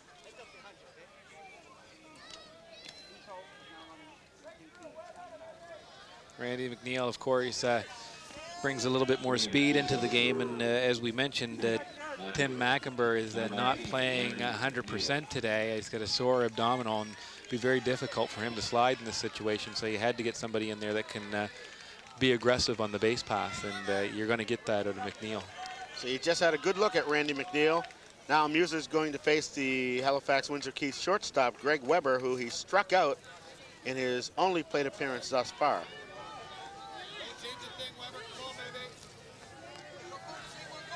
Of course, as Cecil said, Randy McNeil's playing third base this game, and where Tim Mackenber is a designated player, Randy McNeil can come in and run for him. And the Keys don't lose a player as a result of that. So runners on first and second. Steven Jesso on second. Randy McNeil on first. Weber swings and misses at a rise ball up and out of the strike zone. That's a good hard pitch from Gerald Musler, and we've said this many times, I guess, on this telecast and earlier, that those are very difficult pitches for the batters to lay off of, even with less than 2 strikes. The pitch, same spot, same result, swinging strike 2. Got to learn from the first one, though. You're the batter. You got to be in there saying, okay, he just beat me on that. I'm not going to let him do that again. And unfortunately, Weber did, and Musler went right back up there. If Musler was smart, he'd climb the ladder a little higher and try to make Weber offer at this one. The 2-strike pitch. Strike 3, you called it, Sheldon, up and out of the strike zone. 3 pitches, 3 swings. Greg Weber is retired.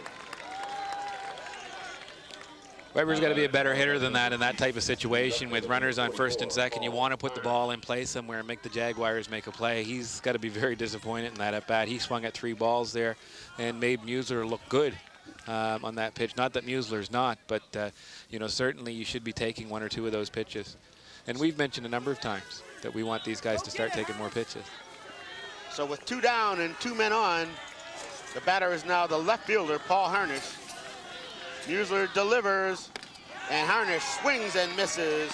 Strike 1, and Musler had a lot of giddy up on that pitch. That's no question about that. That was a lower rise ball. He just blew it right by Paul Harnish, and these guys are at the bottom of the order for the Keys, so Musler knows that he needs to get them. The 1-strike pitch.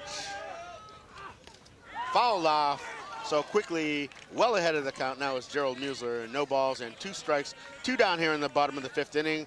A scoreless tie between the host team, the Halifax-Windsor Keys, and their arch rivals, the Halifax Jaguars. That's one of the few drop balls we've seen from Gerald Musler lately. He's sort of gone away from that pitch. I think he knows it's a little bit flat, and his rise ball's been working extremely well. No need to throw anything else, really. 2 strikes. Here's the pitch. Just a bit high, says Jerry Kirk. So the count is 1 ball and 2 strikes to Harnish. Good patience on the part of Harnish. I guess he figured he probably couldn't hit that one anyway, so it's no sense swinging at it. But good location from Musler on that one. Tough pitch to lay off of for Harnish. The 1-2 pitch. He struck him out to retire the side. Musler's been cruising these last couple of innings. I think he's had 4 strikeouts in the last 2 innings, Cecil. That's about on par with his pace for the whole tournament. So Gerald Musler with 7 strikeouts through 5 innings to keep it scoreless. There you see the Halifax Jaguars 0 and the Halifax-Windsor Keys 0. And he's got a lot of zip on that rise ball today. It seems to be moving quite nicely. That Harnish missed that one by a good 6-7 inches there anyway.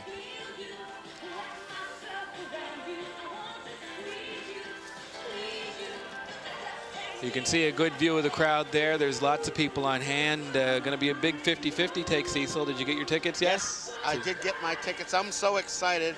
Just like the song that's played, I know I'm going to win this time. You're excited because you got all that nice gear from the HSRS, the official store who outfitted us for this game. And thank you very much, HSRS. Hard to say. And they outfit all the umpires across Canada. And they outfit all the umpires across Canada, and some beautiful embroidery work. And of course, we had pizzas in between these 2 games from the Windsor Wharf, so we're being catered to up here. You know, this is where you want to sit to watch a ball game. We're quite lucky. Delicious. And Medmeyer Laboratories Incorporated, bringing the diagnostic capabilities of laboratory medicine closer to the planet. Hope we don't need those guys for anything right away. Proud telecast sponsors of this event. Proud telecast sponsors the 1998 Senior Men's Fastpitch Nationals, and I believe they were bringing those things closer to the planet when in fact I meant to say patient. See Dave McDowell loosing up down the left field line, and that's been fairly common for the Jaguars to make a defensive move late in the game, especially when they got a lead, and put Dave McDowell into the game in center field. Be interesting to see if they do that this next inning. Usually they do it when they have a lead because they don't want to take Mark Spat out of the lineup. So leading off the top half of the 6th inning for the Jaguars from Halifax is their shortstop. There you see him, number 12, Ricky LeBlanc. He's going to be facing the shrewd southpaw for the Halifax-Windsor Keys, Jody Henniger. Here's the pitch, and it's ripped foul down the left field line. That's a tough play for third baseman. As you can see, the third baseman and first baseman for the Halifax-Windsor Keys are playing extremely tight to the batter. Ricky's known for putting bunts down. And these guys are not very far away from Ricky LeBlanc at all, and he's not trying to bunt this one for sure. So he's behind in the count, 1 strike, as Jody Henniger does a little landscaping around the rubber. Randy McNeil stays up awful tight at third base. Here's the pitch. Outside corner, says Jerry Kirk. No balls, 2 strikes. Going to be very difficult to bunt on this Halifax Keys lineup. They're getting a very good jump when the batter turns around the square. The third baseman and first baseman are right on top of him. The 0-2 pitch is hit hard, but playable for the center fielder, Paul Rosebush. He retires LeBlanc. Seeing Rosebush out there yell to his right fielder and call him off. The center fielder and fastball, like it is usually in baseball, is really the boss out there in the outfield, and he controls the play. He made the decision that he was going to take that ball, and he called the right fielder off, who did the right thing and filled in behind him in case the ball did happen to bounce off his glove and in behind. And speaking of the right fielder, there's been a defensive change for the Keys. That's Tim Coe now in right field, replacing Dave McDonald. You may see Dave McDonald again when it's time to bat. Dave's been tearing the cover off the ball quite literally all day today, and I don't think that they want to lose his bat today, but we'll see the next time his spot comes up in the order. So that brings up the Jaguars' speedy third baseman, the left-handed hitting Todd King. King is officially 0 for 1 with a grounder to short and a sacrifice bunt. He swings over the top of that drop ball behind the count. No balls, 1 strike.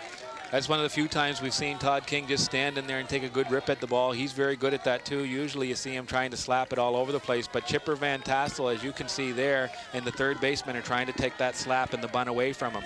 They're in tight, and it's going to be very difficult to drop one down and beat it out against this infield alignment right now. So King at the plate. He slaps one over the head of Chipper Van Tassel, and he holds at first base with the first hit of the game. Todd King with a single. Of course, that's the problem with that alignment right there, and we've seen some big bounces out in front of that plate all week, and Chipper Van Tassel actually have had a few of those big one bouncers to him when he's been playing back. There's nothing he can do on that situation. Nobody else plays it like that. I've never seen that second baseman go in there. Usually your second baseman has a lot more range, so you like to keep him back. And, you know, the traditional way to play is have him cover first base on the bunt. But the Keiths have been doing that all tournament, and it's been working for them. They're in the championship game, so who am I to argue? Well, I think that's something that Jody Henniger has brought along with him. A lot of the U.S. teams and the New Zealand teams have been defending slap bunters that way with great success. So that time, ironically, had Chipper been playing in his normal position, it would have been a rather easy play. That's right. So Jeff Cameron at the plate with King on first base. Here's the pitch. It's inside. 1 ball on Jeff Cameron. Yeah, as I said earlier there, Cecil, there have been a lot of big bounces out in front of that plate. We've seen a lot of high bounces, high one choppers go to Chipper Van Tassel, so that is something that you have to add into that equation as well. So Cameron up with 1 ball on him. Here's the pitch. He fouls it off. 1 ball, 1 strike. Todd King on first base. He's always a threat to steal. A lot of people wonder why there's not more stealing in this game where it's only 60 feet from first to second. One of the reasons, of course, is that in fastball, you're not allowed to leave the base until the pitcher actually releases the ball. And when the pitchers are throwing 90, 95, 96 miles an hour, you don't have a whole lot of time to get a good jump. And when you have catchers who throw as well as George McIsaac and Barry Penman, it can make for a very tenuous situation trying to steal. Of course, and they don't have, obviously, as far to throw as a baseball catcher would, but this, needless to say, is a very difficult game to steal bases in. Third base, almost impossible. Second base, you're usually out 60, 70, 80% of the time. So 1 ball, 1 strike on the Jaguars left fielder, number 3 hitter, Jeff Cameron, and Cameron looking to do some damage with Colin Abbott waiting patiently in the on-deck circle. Henniger deals, and that's hit right back to him. He's going to go to second, throws it away, and King is going to go into third base. So now we've got runners on the corners with 1 away here in the top half of the 6th inning. Jody Henniger with a rare mental mistake. Uncharacteristic mistake, and that could really cost the Keiths with a guy like Colin Abbott coming to the plate, and Jody knows it. He's very unhappy with himself. I think I've said it before, though. It's very difficult for a guy who's been throwing the ball as hard as he has underhand all game to turn and try to throw the ball over the top. We missed that throw, but it was off to the third base side of second base as the shortstop was covering, and it went out into center field. Todd King's now on third. Colin Abbott's at the plate, and Cameron's on first base. So, and they're going to give Colin Abbott another intentional walk, which means the Keiths are going to have Glenn Edwards up with the bases loaded and 1 out. That's a tough call, but again, Colin Abbott is the best hitter in the world in this game, and you know, I really don't think that Jody Henniger wants to take any chances putting something in the middle of the plate where Colin Abbott can make this a 3-0 ball game, which he could very easily. Well, Glenn Edwards was one of the offensive bright lights for the Jaguars last night. He's going to get another opportunity here, and Glenn's eyes are going to light up here with an opportunity to hit a fly ball at the least and knock in the go-ahead run. Glenn Edwards. Colin's going to have a lot to talk about when he gets back to the farm in Wisconsin, saying that his pitcher walked him twice intentionally in the big championship game at the Canadian Senior Men's Championships. But Jody, I think, made the right decision there. It puts a force on all bags. There is one out, so it sets up a double play situation. Double plays are extremely hard to turn in fastball, but they have a chance to cut the runner down at the plate on a hard hit infield, grounder to the infielders. And Colin Abbott, who's been laboring with a bad leg, has just been replaced at first base by Jason Ferris, number 5. So bases loaded, good speed on those bases, and the big slugging first baseman for the Jaguars, Glenn Edwards, at the plate. of course, in this situation with the score tied 0-0 in the 6th inning, you see the two middle infielders come in front of the bags there. They need to be able to throw Todd King out at the plate, which is going to be a very tall order. Here's a pitch, and he laces it right back to Henniger, who doubles off Ferris to end the inning. What a play by Jody Henniger. Big play by Jody Henniger, and he kept his wits about him on that play. He looked to third base first. You'll see it here. Nice play, caught it off the tip, looked at all 3 bases. He did what you're supposed to do in that situation. He started at third, worked his way back around to first, and Ferris, who had just come into the game, made a big mental error by jumping off the bag way too much in that one, and Jody Henniger drilled the ball over to first and made an easy play of it. So Glenn Edwards stings the ball right on the nose by Henniger with the good defensive play, redeems himself for putting Todd King on first. And you can bet that fired Henniger up in the Halifax-Windsor Keys. That was a pretty dire situation indeed with the big hitters coming up for the Jaguars. And Glenn Edwards has to feel pretty good because he had a pretty good rip at Jody Henniger on that one. And this game could very easily be 2-0 right now. Oh my goodness, only in the sport of softball. Yes, it can happen some quickly. And again, Jody Henniger did the right thing there. He looked over at third base. Todd King did the smart thing. He didn't get too anxious and try to get away too quickly. He knew on a base hit he was going to score easy, so he stayed pretty close to the bag. Jody had nothing there. He looked at second. He might have had a play at second, but when he turned his head to first, he had an easy play over there. That's what he did, and as a result, Halifax-Windsor Keys get out of a tough situation. Scored no runs on 1 hit. There was 1 error committed, 2 were left on base. So the score remains after 5.5 innings of play, 0-0. So we're still deadlocked here at 0. Gerald Musler squaring off against Jody Henniger, and what a gem they're each pitching. Yes, as you said there, Musler has 7 strikeouts over these 5 innings, and he's shown a little bit more zip in the last couple of innings. His rise ball just seems to be doing wonders for him today, so it'll be interesting to see if he sticks with that pitch. So the Jaguars have threatened twice with bases loaded and can't cash in. Here's the leadoff hitter, Paul Rosebush. He hits one high in the air, straight back for a foul ball. Of course, Rosebush hit that shot last game to put the Keys in this situation, and he'd love to hit one right here, right now in the 6th inning. It's getting late in the game. Both of these pitchers on both teams have done what their team wanted from them. They put them in a position to win the game late in the game. The 1-strike pitch is bunted, popped up in the air, and just hits the screen before George McIsaac can make the catch. So no balls and 2 strikes on Rosebush. What a game. It is a great game. And that right there is a good running bunt from Paul Rosebush. The only thing he did wrong there, of course, is not put the ball down in play. But he didn't telegraph that until the last minute. And if he had got the ball down, he would have been safe at first, I think. So there's Rosebush. He's behind 2 strikes to Gerald Musler. He deals high, 1 ball and 2 strikes. That's a good pitch from Gerald Musler. He's got nothing to lose on that. He was up 0-2 to Rosebush, and Rosebush is a very good hitter, so you don't want to groove one here. And a lot of times we've seen it already. The batters have a hard time laying off of that pitch. Gerald Musler toes the rubber, looks in for the signal. He gets it from McIsaac. He lets it fly just outside. 2 balls and 2 strikes. Boy, that's a tough pitch to take for the batter. That was awful close to the outside corner. I think I might have been swinging at that. The natives are getting restless down beside us here, Cecil. Starting to make a lot of noise here in the park. I'm starting to get worried. 2 balls, 2 strikes is the count. Here's Musler's pitch, and that's fouled off by Rosebush on a rise ball high and out of the strike zone. Again, a good piece of hitting by Rosebush. That was a good pitch to spoil. If you're going to swing at it, you got to make contact with it. It was a ball, but I've said it many times. I'll say it again. That's an extremely difficult pitch for a batter not to swing at. Fielders are playing Rosebush really deep. He's not a big guy, but he hits the ball hard. The 2-2 offering is fouled off in back of the plate, so count remains 2 balls, 2 strikes to the talented center fielder, Paul Rosebush. Yeah, Mark Smith is actually back on the warning track there, and so is the center fielder, Barry Wright. They're going to let anything in front of them drop, but they don't want to give up extra base hits here. So Rosebush battling Gerald Musler.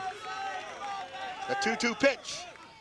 Strike 3 call on the inside corner at the knees. That was a rare drop ball, I think, from Gerald Musler. Didn't do a whole lot, but he got a note with it, so that's all that really matters on the inside corner. Not much movement there. He gets that out over the plate, and he could be in trouble with that pitch. He spotted it right where he wanted to, and I guess that's the key. So Rosebush is retired, and now Musler's going to face the second baseman, Chipper Van Tassel, with 1 away. And Van Tassel fouls the first pitch away. We're in the bottom half of the 6th inning here on The View. Cecil Wright doing play-by-play. Sheldon States providing the color commentary. What a ball game we're in. If you still are in our viewing audience, we invite you to come on down and take in this action.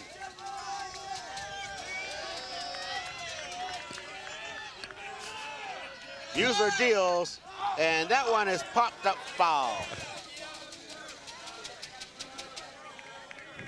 Some of the fans down the right field line are letting Chipper Van Tassel hear it a little bit. Of course, we alluded to his comment made earlier in the paper this week, and I don't think the fans are going to ever let him forget that. And he's down 0-2 to a very tough pitcher in Gerald Musler right now, and it's going to be very difficult for Chipper Van Tassel to fight this count back into his favor. The 0-2 pitch. Swing and a miss, he struck out. A little bit of movement on that drop ball. Looked like Gerald Musler got over the top of that a little bit. And as I said earlier in the game, the way to throw a drop ball and fastball is to turn your hand over the top and get some top spin on it. And that one had some movement, and he struck Chipper Van Tassel out on a real good pitch. So with 2 away, the Keys send up big Jody Henniger. He's 0 for 2, struck out looking and struck out swinging against Gerald Musler, but ever dangerous at the plate.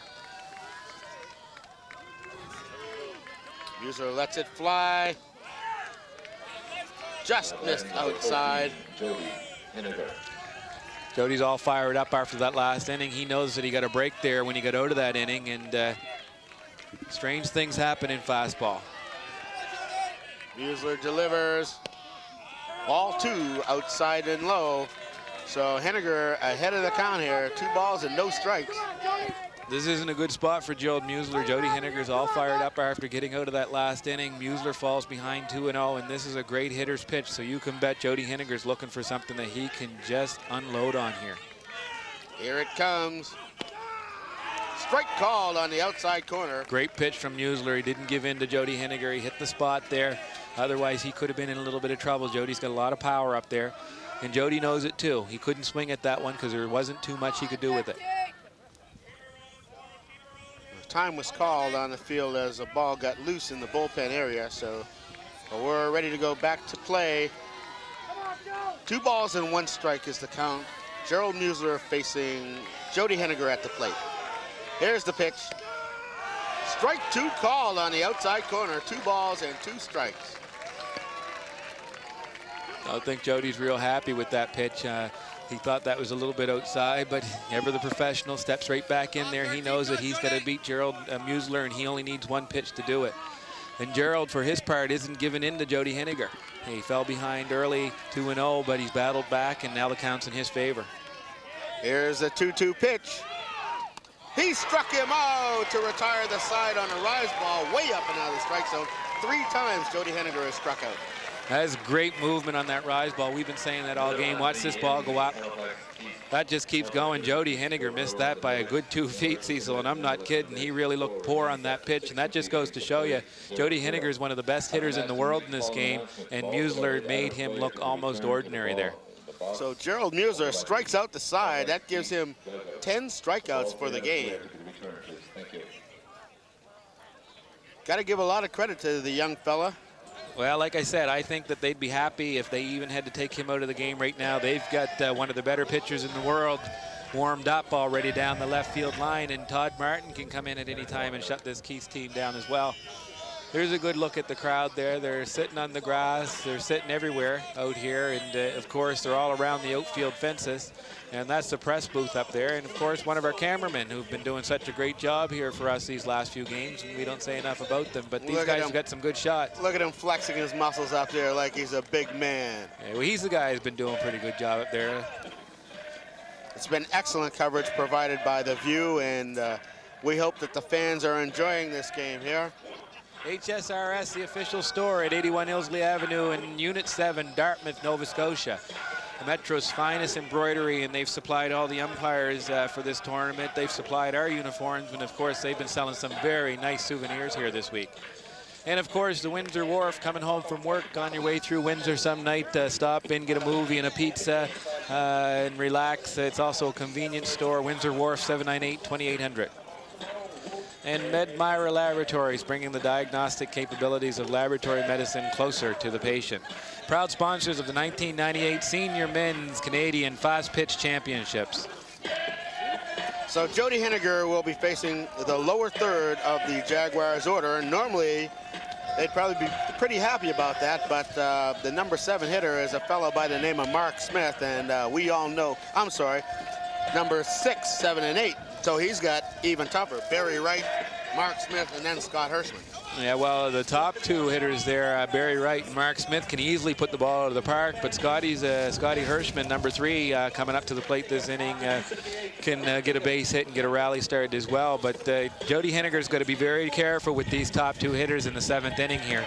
He wants to make sure he doesn't make any mistakes with Barry Wright and Mark Smith, and he's pitched both of those guys fairly well today. He struck out Mark Smith both times up, struck out Barry Wright once, and got Barry to ground out the second time up. So he's doing what he needs to do to get the outs, and Jody Henniger, this is his 2nd game today, and he's in now, I believe, his 15th inning of work already today in back-to-back games.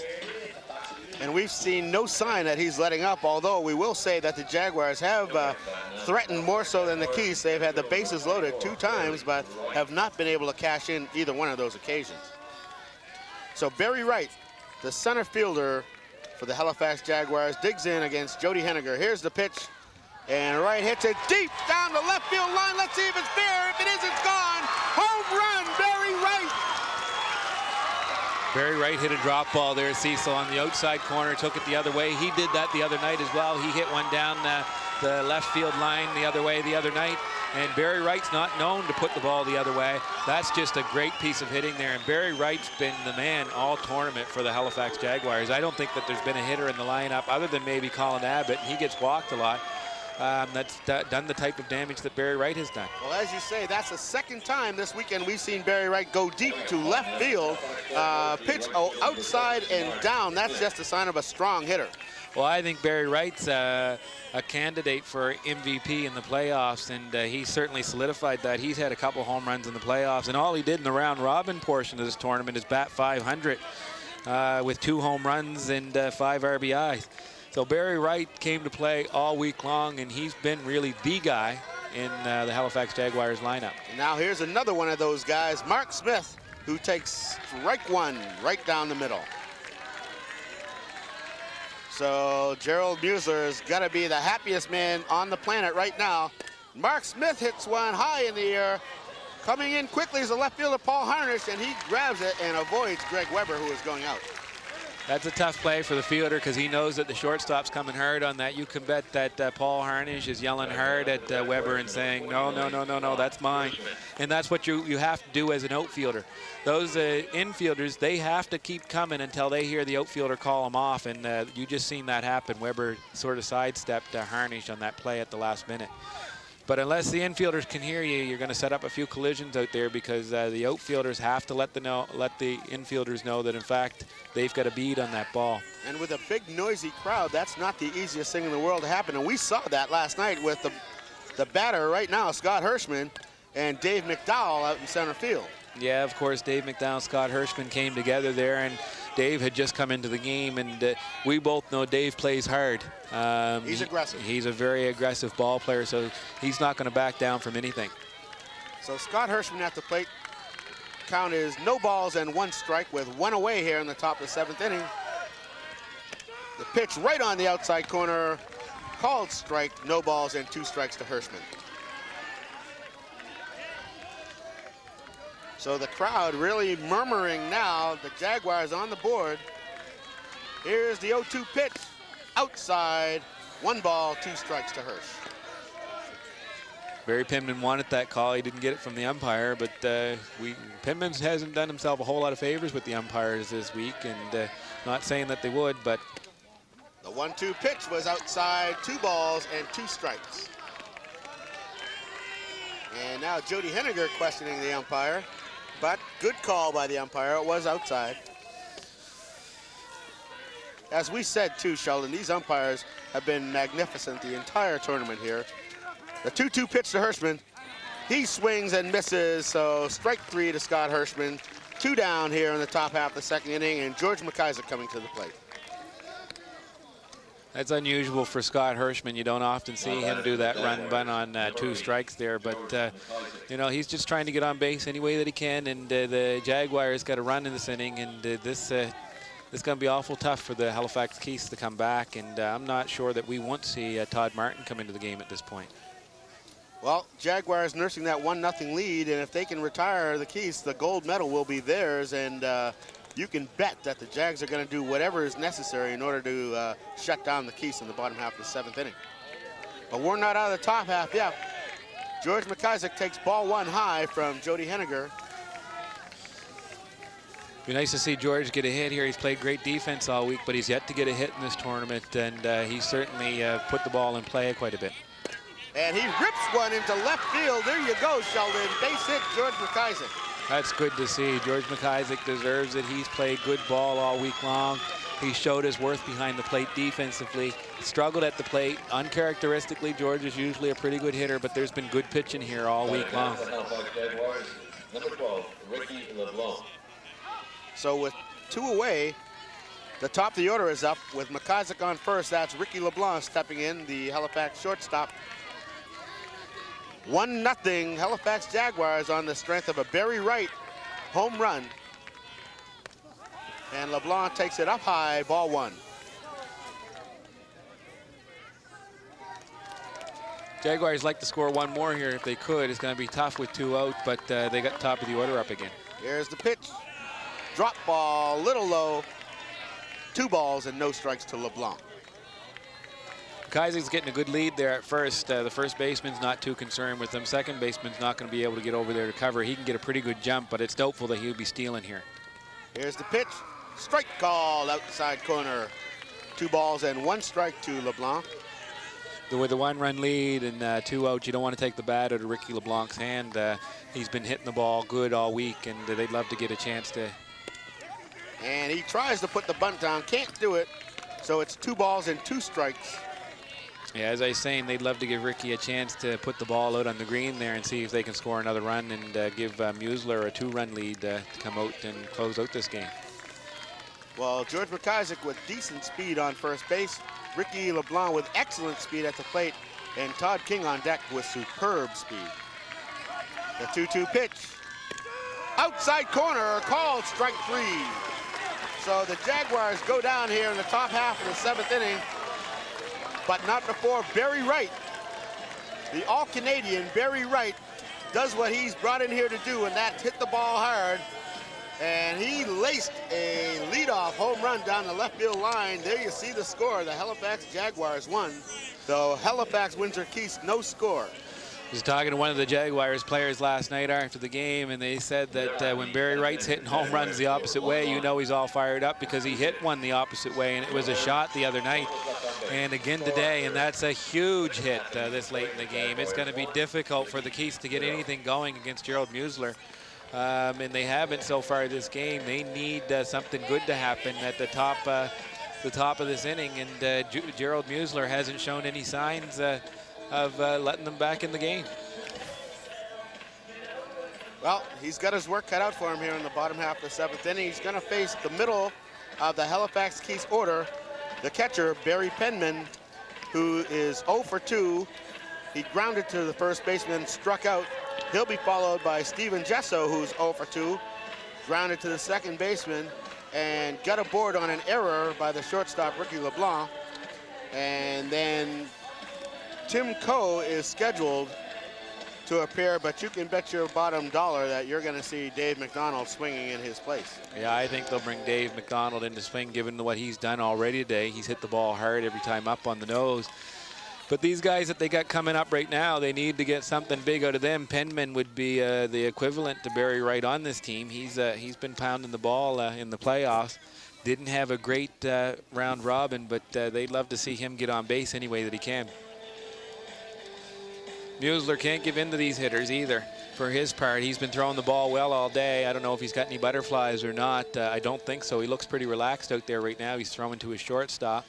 Of course, fastball pitchers only allowed 5 pitches to the catchers at the beginning of the inning. So to keep warm, they'll throw to the shortstop or the second baseman, usually the shortstop. Defensive change for the Jaguars, as you predicted. Dave McDowell has entered the game in place of Mark Smith, and he's gone into center field with Barry Wright moving over to right field for the Jags. Well, the Jaguars know that they're up 1 run. They want to hold that 1-run lead. They usually have Mark Smith out in right field because of his bat. Mark's not an outfielder, as you know, Cecil. He plays a lot of first base, and he's done a lot of pitching over his career. With Dave McDowell, you get a bulldog. He can run just about anything down out there, and he's got a good arm. Defensively, he's just nothing short of awesome. And they get a good arm in right field in Barry Wright, who just, of course, hit that big home run to put the Halifax Jaguars up by 1. So Musler preparing to deliver to Barry Penman here, the bottom half of the 7th inning. The Keiths need to score here to score 1 run to keep this game alive. I think the fans here are a little bit surprised. The Windsor Keiths had a good run all week long. Here they find themselves in the 7th inning down 1 run, but they got the right guys coming to the plate. So Musler sets, he delivers, Penman swings and misses, strike 1. Boy, there's good movement on that rise ball. Penman's been hitting the rise ball pretty well this week, and he missed that by a good 6 inches. And that's got good zip on it. Musler feels good out there. You can just see it. He's confident. The 0-1 pitch on the way, outside, 1 ball, 1 strike to Penman. Look at Musler out there. He's just in a hurry to get back on the mound. He wants to throw again. Reaches down the rosin bag. He's got good zip on that rise ball. The 1-1 pitch. It's hit hard into left field, foul ball. So the count is 1 ball and 2 strikes. It's a good indication of just how fast Musler's throwing out there. Barry Penman's not behind too many pitchers. He's a pull hitter, and he was just a little bit late on that one. It was an outside pitch, so you want to go the other way with it anyway, but we've seen Penman try to pull those most of this week. Count is 1 ball, 2 strikes on the Halifax-Windsor Keiths catcher, Barry Penman. Gerald Musler, on the strength of a Barry Wright home run, is up 1-0 in this game as he throws a rise ball out of the strike zone. 2 balls, 2 strikes. Good spot, though, with that rise ball up out of the way. Again, I said that many times, but when you got 2 strikes on a batter, it's not a bad idea to throw a rise ball up there. A lot of batters will swing at it, and they're hard to hit. And we've seen a lot of good batters strike out on that rise ball this tournament. So Musler ready, but Penman's not. He calls time.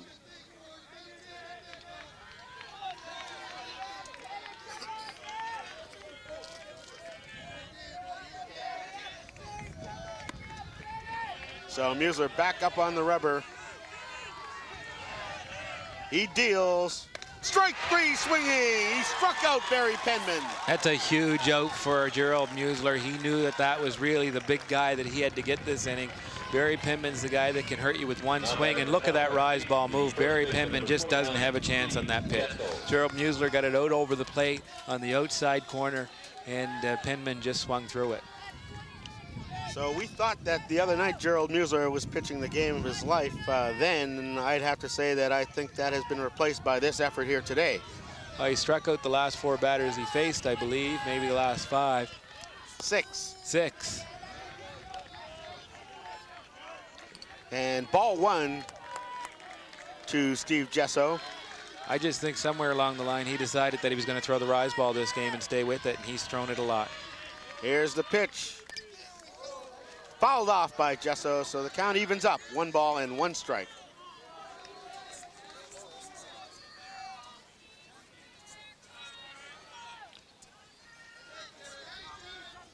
All right, Jesso at the plate. Count is 1 ball, 1 strike. Big Gerald Musler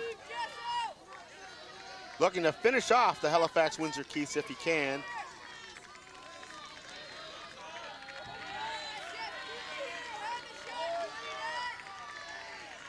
Musler readies, he delivers. Strike 2 swinging, 1 ball and 2 strikes.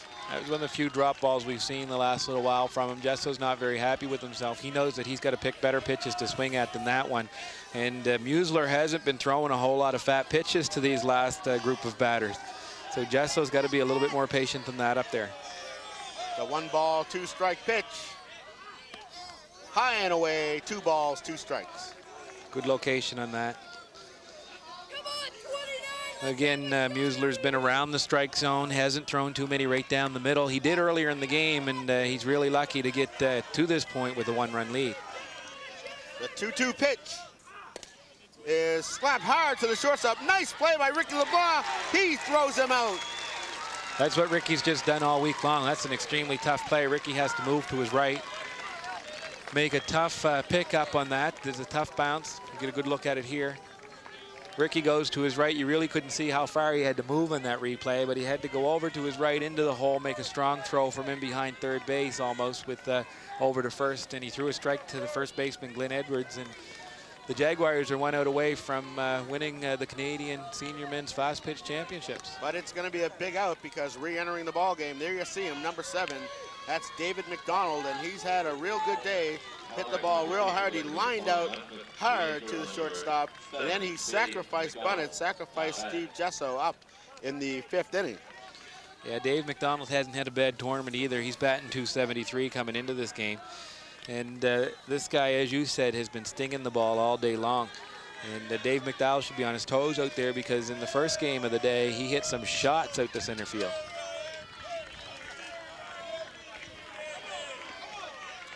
So McDonald's in the box. Musler toes up the rubber, and he delivers. And the pitch is hit up the middle, base hit, Dave McDonald to keep the inning alive. Good job by Dave McDonald. As we said, he's been doing that all day long. All right, we got to go to a quick break here with McDonald on first base. 2 outs, we'll be right back.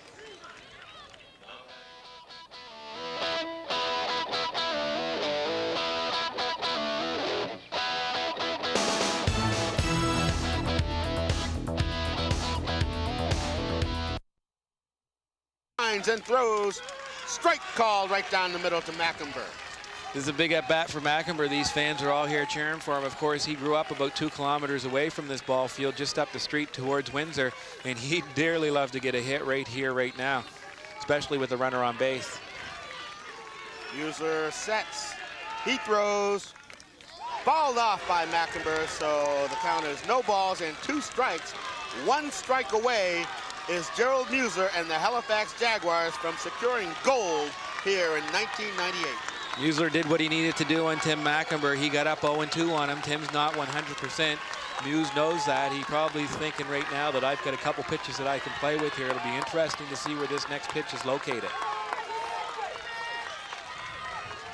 Musler sets the 2-strike pitch. Ball low, 1 ball, 2 strikes. Not a bad choice. It moves away from what Museller's been doing all day. He's been fairly predictable with 2 strikes and going way upstairs. And Timmy's pretty good rise ball hitter, so Museller tried something else. But I would suspect he's going to go back with his strength, the rise ball, and try to get Timmy swinging.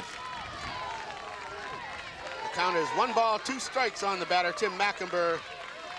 Gerald Museller prepares the deal, but the umpire calls time.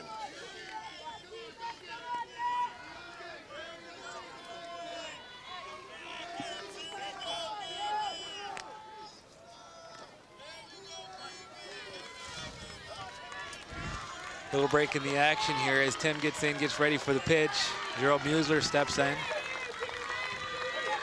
The 1-2 pitch from Museller is hit high in the air, but foul. Comes right back to the catcher, McIsaac.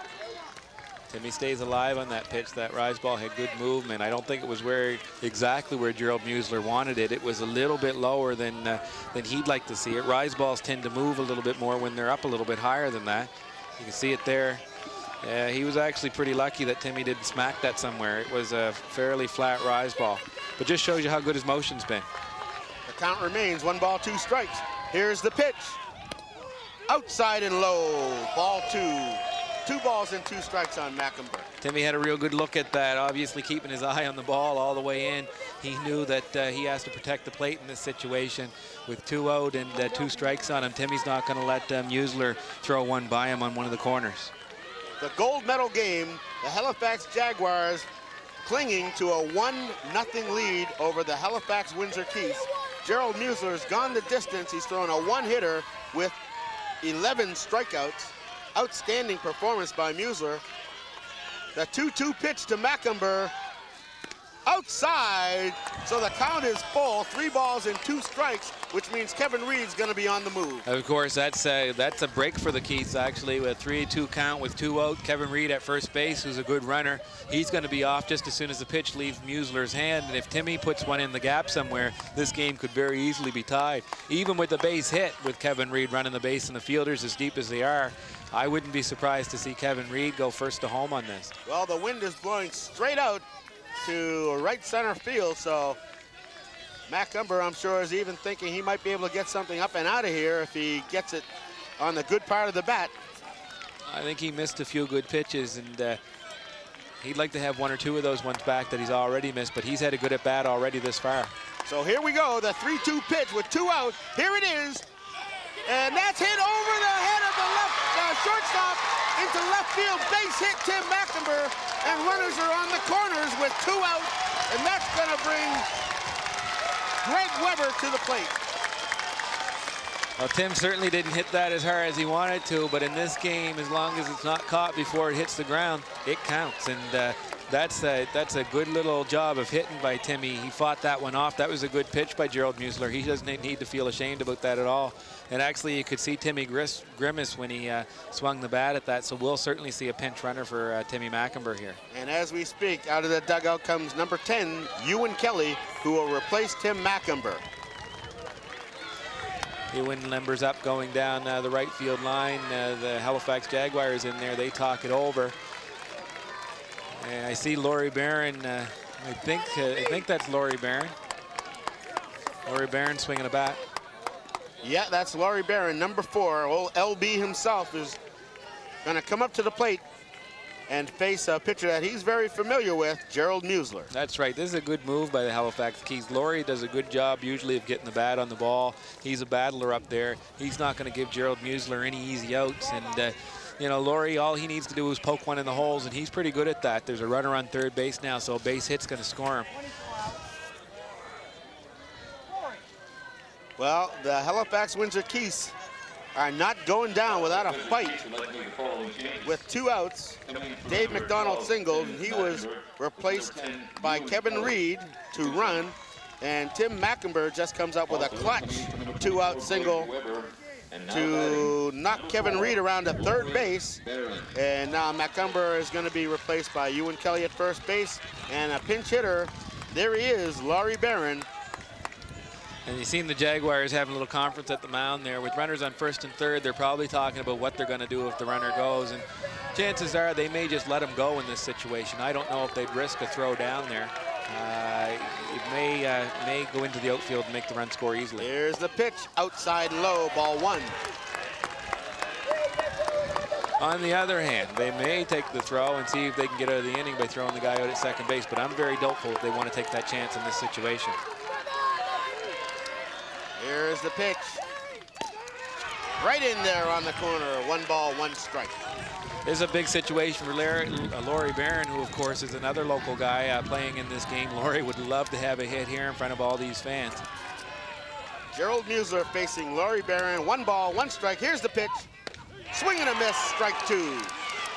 Gerald just threw that right by Laurie Barron. That's a nice rise ball that we've seen from Gerald Musler all day long, and it's awful difficult to catch up to. You watch the movement on this.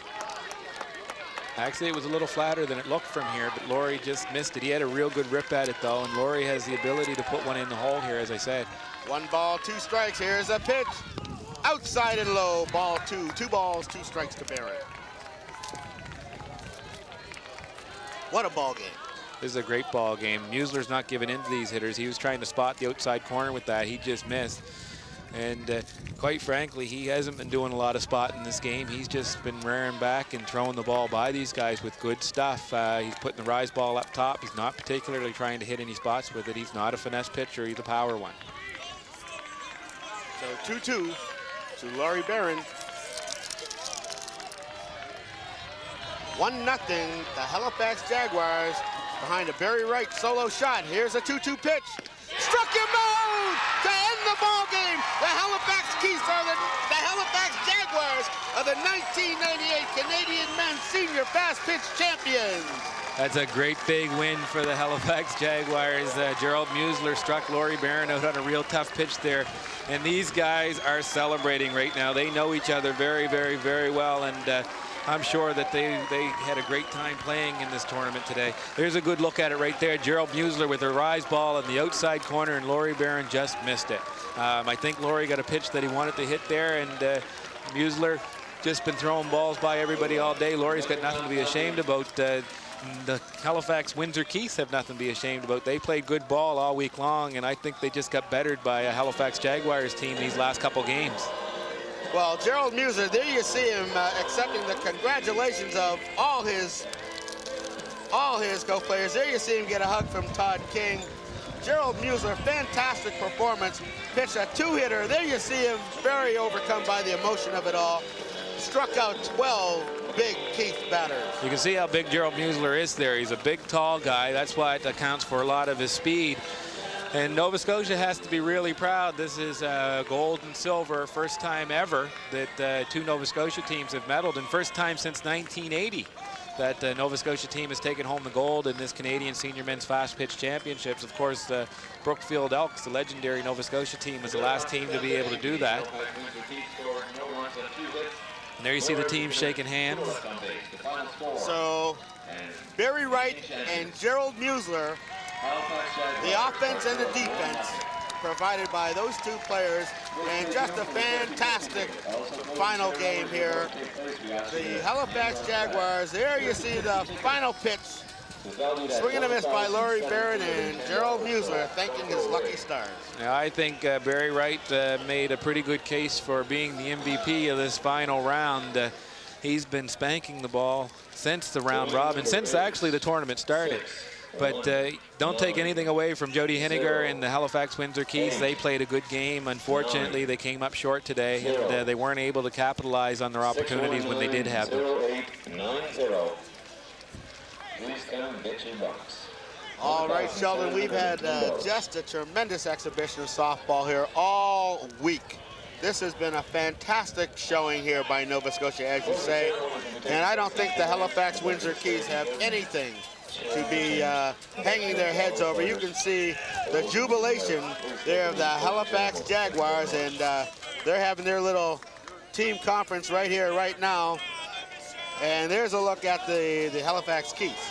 I think the Halifax-Windsor Keiths really wanted to win this. Obviously, they're playing at home. You can see Chipper Van Tassel at the back there with his head hanging down. But again, These guys got beat by a good team today, and they are themselves a good team to survive to this point in the tournament. There's 14 extremely strong teams here at this tournament this week, and to have 2 Nova Scotia teams finish 1-2, I think it's been good for the facility, I think it's been good for the organizers, and I think it's been good for this ballpark and Nova Scotia softball in general. And nice to see a Nova Scotia native doing the pitching and getting the victory in the deciding game.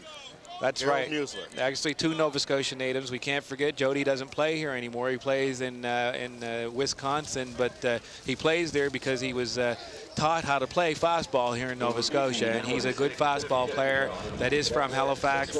This was a great game to watch, and for those of you who didn't have the opportunity to see it, we hope you enjoy it on The View, Halifax-Windsor Cable.